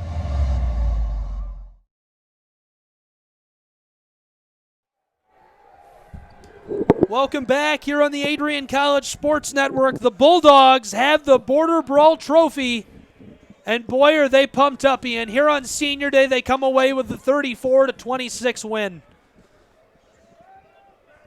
Yeah, and it was the defense making the play at the end. Sean Starks on a 4th down, try and win for goal, and they were unsuccessful in doing so. The offense runs the final minute and change off the clock. You said it, a rivalry win for the senior class who's done so much of their 4 years for the black and gold. It's been a while since we've seen that trophy, and they'll stay here in Adrian, Michigan, the border brawl. The border between Michigan and Indiana, of course, the close proximity between these two schools, and it was chippy in that second half, to say the least. A lot of flags. It was very chippy. It was a rough day between these two teams, and tons of flags. These officials took control of this game and rode it out with all the flags we saw here today. It was like watching a Lions-Packers game. Well, they kind of had to. It was chippy on the field. I think most of those flags were warranted. I mean, there were a lot of personal fouls out there, and you have to flag them for that. You might say, oh, the officials, blah, blah, blah. They threw way too many flags. They ruined the game. But they were, for the most part, justified, and it was a flag against Trine's defense that cost them an opportunity at getting one more last gasp at the football. Absolutely. Order of business here. Let's start with MIAA Finals. Albion at Finlandia, 54-6 win for the Brits. Olivet at Alma, a 28-13 win for Olivet. Here in our game, 34-26 in favor of Adrian here on Senior Day over the Trine Thunder. And Hope at Kalamazoo, 49-21 Hope. That was a tight one at the half, so they really turned that around. We'll go over stats in just a moment, but the next order of business, follow us. Find us on social media at WLEN Radio 103.9 FM on Twitter. Find us on Instagram, Facebook. Find WVAC on Facebook, Instagram, and Twitter. If you're watching Adrian College TV on YouTube, please subscribe. It's okay if you're a Thunder fan. You're welcome to come along with us and enjoy other athletics here. We'll have you. No, just kidding, of course. We would love to have you. Find us on Facebook, Twitter, and Instagram at Adrian College TV. And it's time for the numbers portion of our broadcast here during the postgame show. And then, of course, following that, you'll have to select your player of the game. Let's talk about passing the football. Alex Price and Jake Hill they didn't complete a lot of passes, and Trine really put their offensive attack together on the ground. They did. Only 7 completions between the two. About 120 yards between both quarterbacks. Adrian's defensive backs played an excellent football game here today. Jack Werzer, 18 completions for him out of 31 attempts. $195, 1 touchdown for him. No interceptions on the day for Jack. So that's not great from what we've seen from Werzer, but enough to get the victory here today. And catching the football, it was all Clarence Madison. 10 receptions, 105 yards, no touchdowns, but he had a long of 28 and averaged 10.5 per catch. Jerome Neal carried the football 24 times for 96 yards and 2 scores. Stone had 8 carries for 48 yards and 1 touchdown. And before we take a 30-second break and you select our player of the game here today, any final thoughts on these numbers? It was the secondary guys for Adrian that really stepped up. Clarence Madison and Trent Stone, Jerome Neal running the football. Nice to see the second and third go-to guys making a difference in a ball game. Sounds good. We'll take a 30-second break, and Ian Wendt will be right back with our player of the game here on the Adrian College Sports Network. Again, the final score, 34-26 Adrian win. College Sports Network wants you to join us in thanking one of our sponsors, Lenawee Recreation. Lenawee Recreation has been a staple of fun in Adrian for decades. Lenawee Recreation offers bowling, fun, games, and so much more. Lenawee Recreation offers ZZ's Bar and Grill. It has a variety of lunch and dinner options available. Lenawee Rec is located on College Ave in Adrian. A huge thank to Adrian's Bowling Alley and Barside Grill for sponsoring Adrian College Athletics. Welcome back. It's all over but the shouting from Ian and I. 34-26, the final score here on ACSN. Adrian Bulldogs with the 8-point win after making a defensive stand at the end of senior day here. Ian, what a day, what a game. It's time now for your selection of the player of the game. I'm sort of obligated to pick the seniors, so they're my 1A. All of them? All of them. I love it. I love it. But my player of the game on the field has to be the running back, number 30, Jerome Neal. 24 carries, 96 yards. Not one, but 2 touchdowns for him. Excellent day running the football for him and the offensive line. Bright future for the offensive line and Jerome Neal. They looked really good here today. If you had to, what would you say was the play of the game? Had to be the last defensive play. It was the senior, Sean Starks, in the corner. Not sure why Trine tried to pick on him, but Starks makes the play yet again. Bats the ball away for this defense that played well when they needed to here today. Well, that'll do it. Final score again, 34-26 in favor of Adrian. Ian, any final thoughts before we finish up here today and travel to Hope College next week? Gosh, I'm looking forward to it. Adrian going to lay it all on the line against Hope next week. The last time we were up there was cold and rainy, so I'm hoping for at least no rain next week as they take on a Hope team that's getting some national attention. Yeah, they are 4th in the North regional rankings. They are nationally ranked now. They are a fantastic football team, and they are well loved up there in that Western Michigan community. So that'll do it for our contest here today on the Adrian College Sports Network. Thanks so much for tuning in and joining us here on all of these different media outlets. For the Bulldogs, the Thunder, our wonderful crew of Trey Matthews and Cammy and Wade, as well as my great longtime partner Ian Wendt, I'm Gabriel Schrei. Thanks so much for tuning in. Good night, Bulldogs. And again, your final score, 34-26 in favor of Adrian.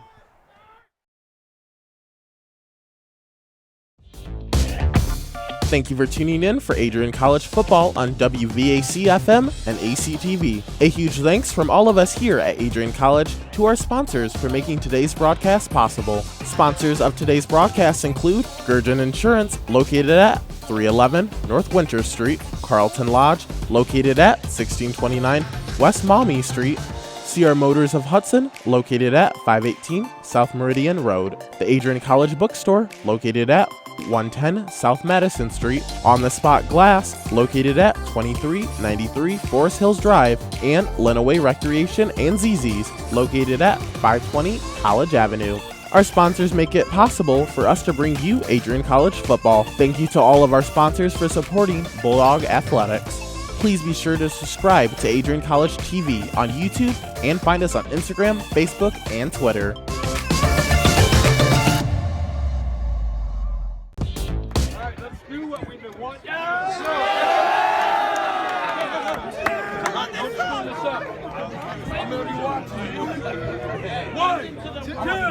You know what to do! Hail, hail to Adrian, the home of the black and gold. Cheer, cheer for Adrian, the high was high and low. Go, go, go, fight, fight for Adrian, and champions again we will be. Our heroes will score and the crowd will roar another blood victory. Hail, hail to Adrian, the home of the black and gold. Cheer, cheer for Adrian, the tide was proud and bold. Go, dogs, go, fight, fight for Adrian, and champions again we'll be. Our heroes will score and the crowd will roar another blood victory. Woo, woo, woo. My boy! I've been wasting Mondays on a 9 to 5, spending dollars when I only make a dime, while you're surfing the waters of paradise. Oh, Adrian, I wanna be like you. I wanna trade my worries, I wanna trade my troubles.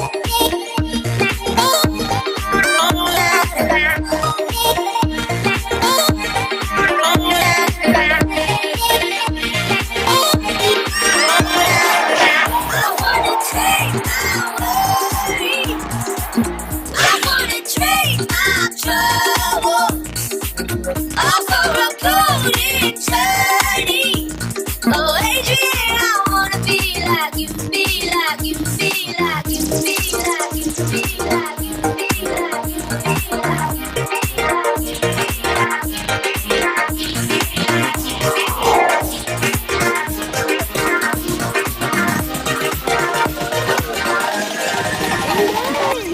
Never in a million years would I have thought that I would be playing this. I picked Adrian, one, because of this reason, and it's just an amazing experience. You get to see all the different types of play that they have. Like, they play a lot different here. I think it's really like deep-rooted in all of us. I found my family at Adrian, so I think for me it's my second home. So to be a Bulldog on this team means a lot. Oh, Adrian, I wanna be like you, be like you, be like you. It's pretty unreal. Not a lot of colleges have this experience, and these are my best friends, so doing something like this with them is pretty awesome. My teammates are my family. To get to experience everything with them and seeing these breathtaking views is just life-changing. I'm always going to remember this trip.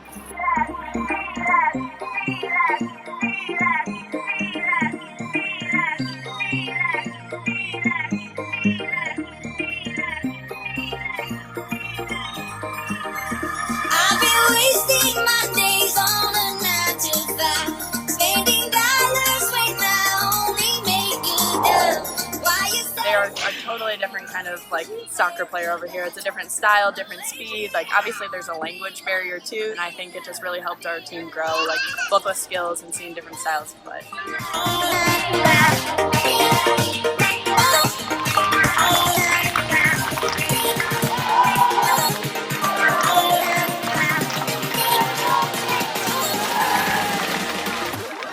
With this program, never give up. Like, always, like, we have a team all behind us. We have 29 girls, and you come in, you have best friends on the team. You have best friends right away, and everyone's competitive, but everyone is so close. You fight, you work hard, so you're also family. It's awesome.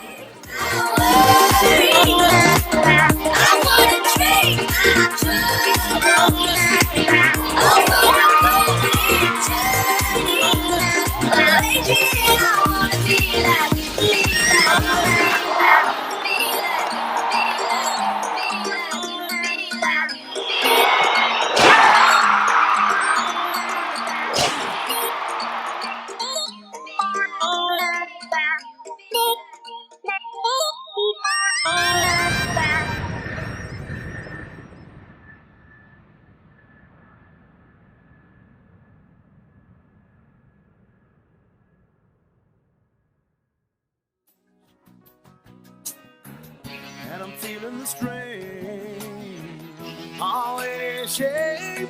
Oh, give me the beat, boys, and free my soul. I wanna get lost in your rock and roll and drift away. Give me the beat, boys, and free my soul. I wanna get lost in your rock and roll and drift away. Won't you take me away?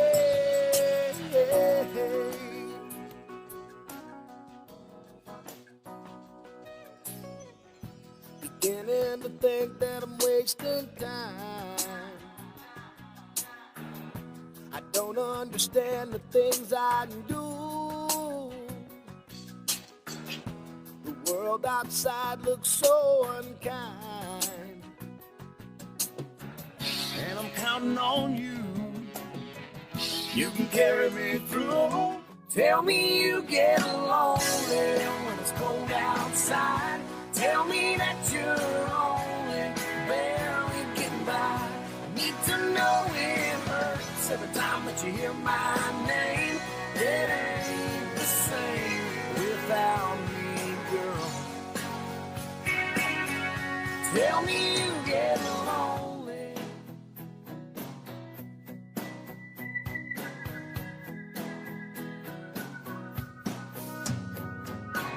Sometimes you're up all night crying over me.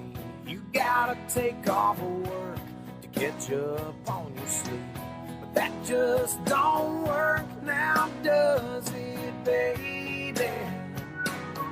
So tell me you get lonely when it's cold outside.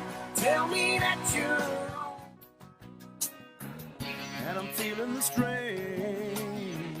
All in shame. Oh, give me the beat, boys, and free my soul. I want to get lost in your rock. It gives that motivation to a lot of students in our organization. Anton is a very unique individual. He's compassionate yet has a competitive edge, which is very fun to watch because he pushes his peers to reach outside their comfort zones and pushes them to be more than I think they can even be. And I think that showing that you care for a student helps the students in so many different ways. President Docking, you know, being able to talk to your president. I can't stress enough the importance of having a relationship with your faculty and staff. You know, at other schools, students will never be able to talk or meet their president, their vice president, or their dean. It's a different kind of vibe here that helps me think and pushes me to want to be the best leader that I can be. A tip that I'll give you guys is that it's okay to be a leader. It's okay to be different. We need more leaders in this world today, but we need people who think on their own and can help encourage others. There's too much bad things going on in our world today, so if you want to be a leader, you can be a leader. After graduation, I plan on joining the military. I'll be gone for about 5 months. After I come back from the military, I will then attend Wayne State University to pursue a master's in education leadership. One day I would like to be a principal, then eventually be superintendent. I would love to be the superintendent of Detroit Public Schools one day. And I believe that that's my passion, and I believe that's my calling. So I will be the superintendent of Detroit Public Schools one day. We have to start winning and stop thinking about defeat. We have to keep pushing until our goals are complete. We have to chase greatness to get rid of the pain. We have to stop just doing things and start using our brains. We have to work so hard they start thinking we insane, and then one day those same people gonna remember our names. We have to start being ourselves and forget about being everybody, because we are somebody.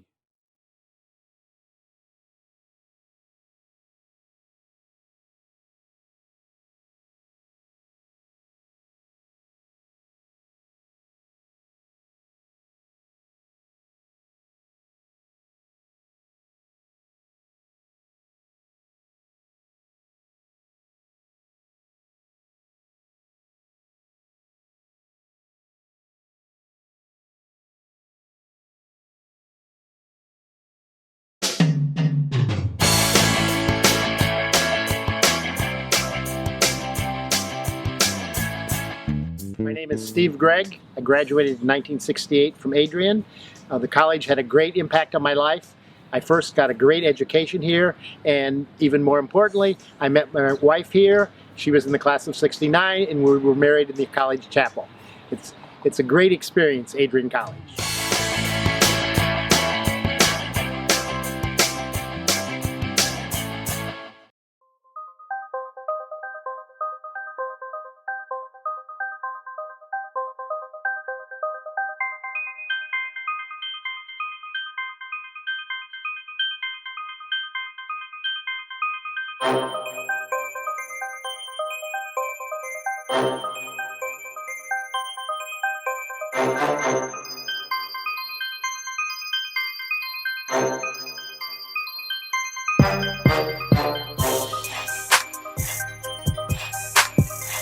There's no program, I think, in the history of rowing that's built a boathouse of this caliber as a first-year team. I think that's reflected not just in the boathouse.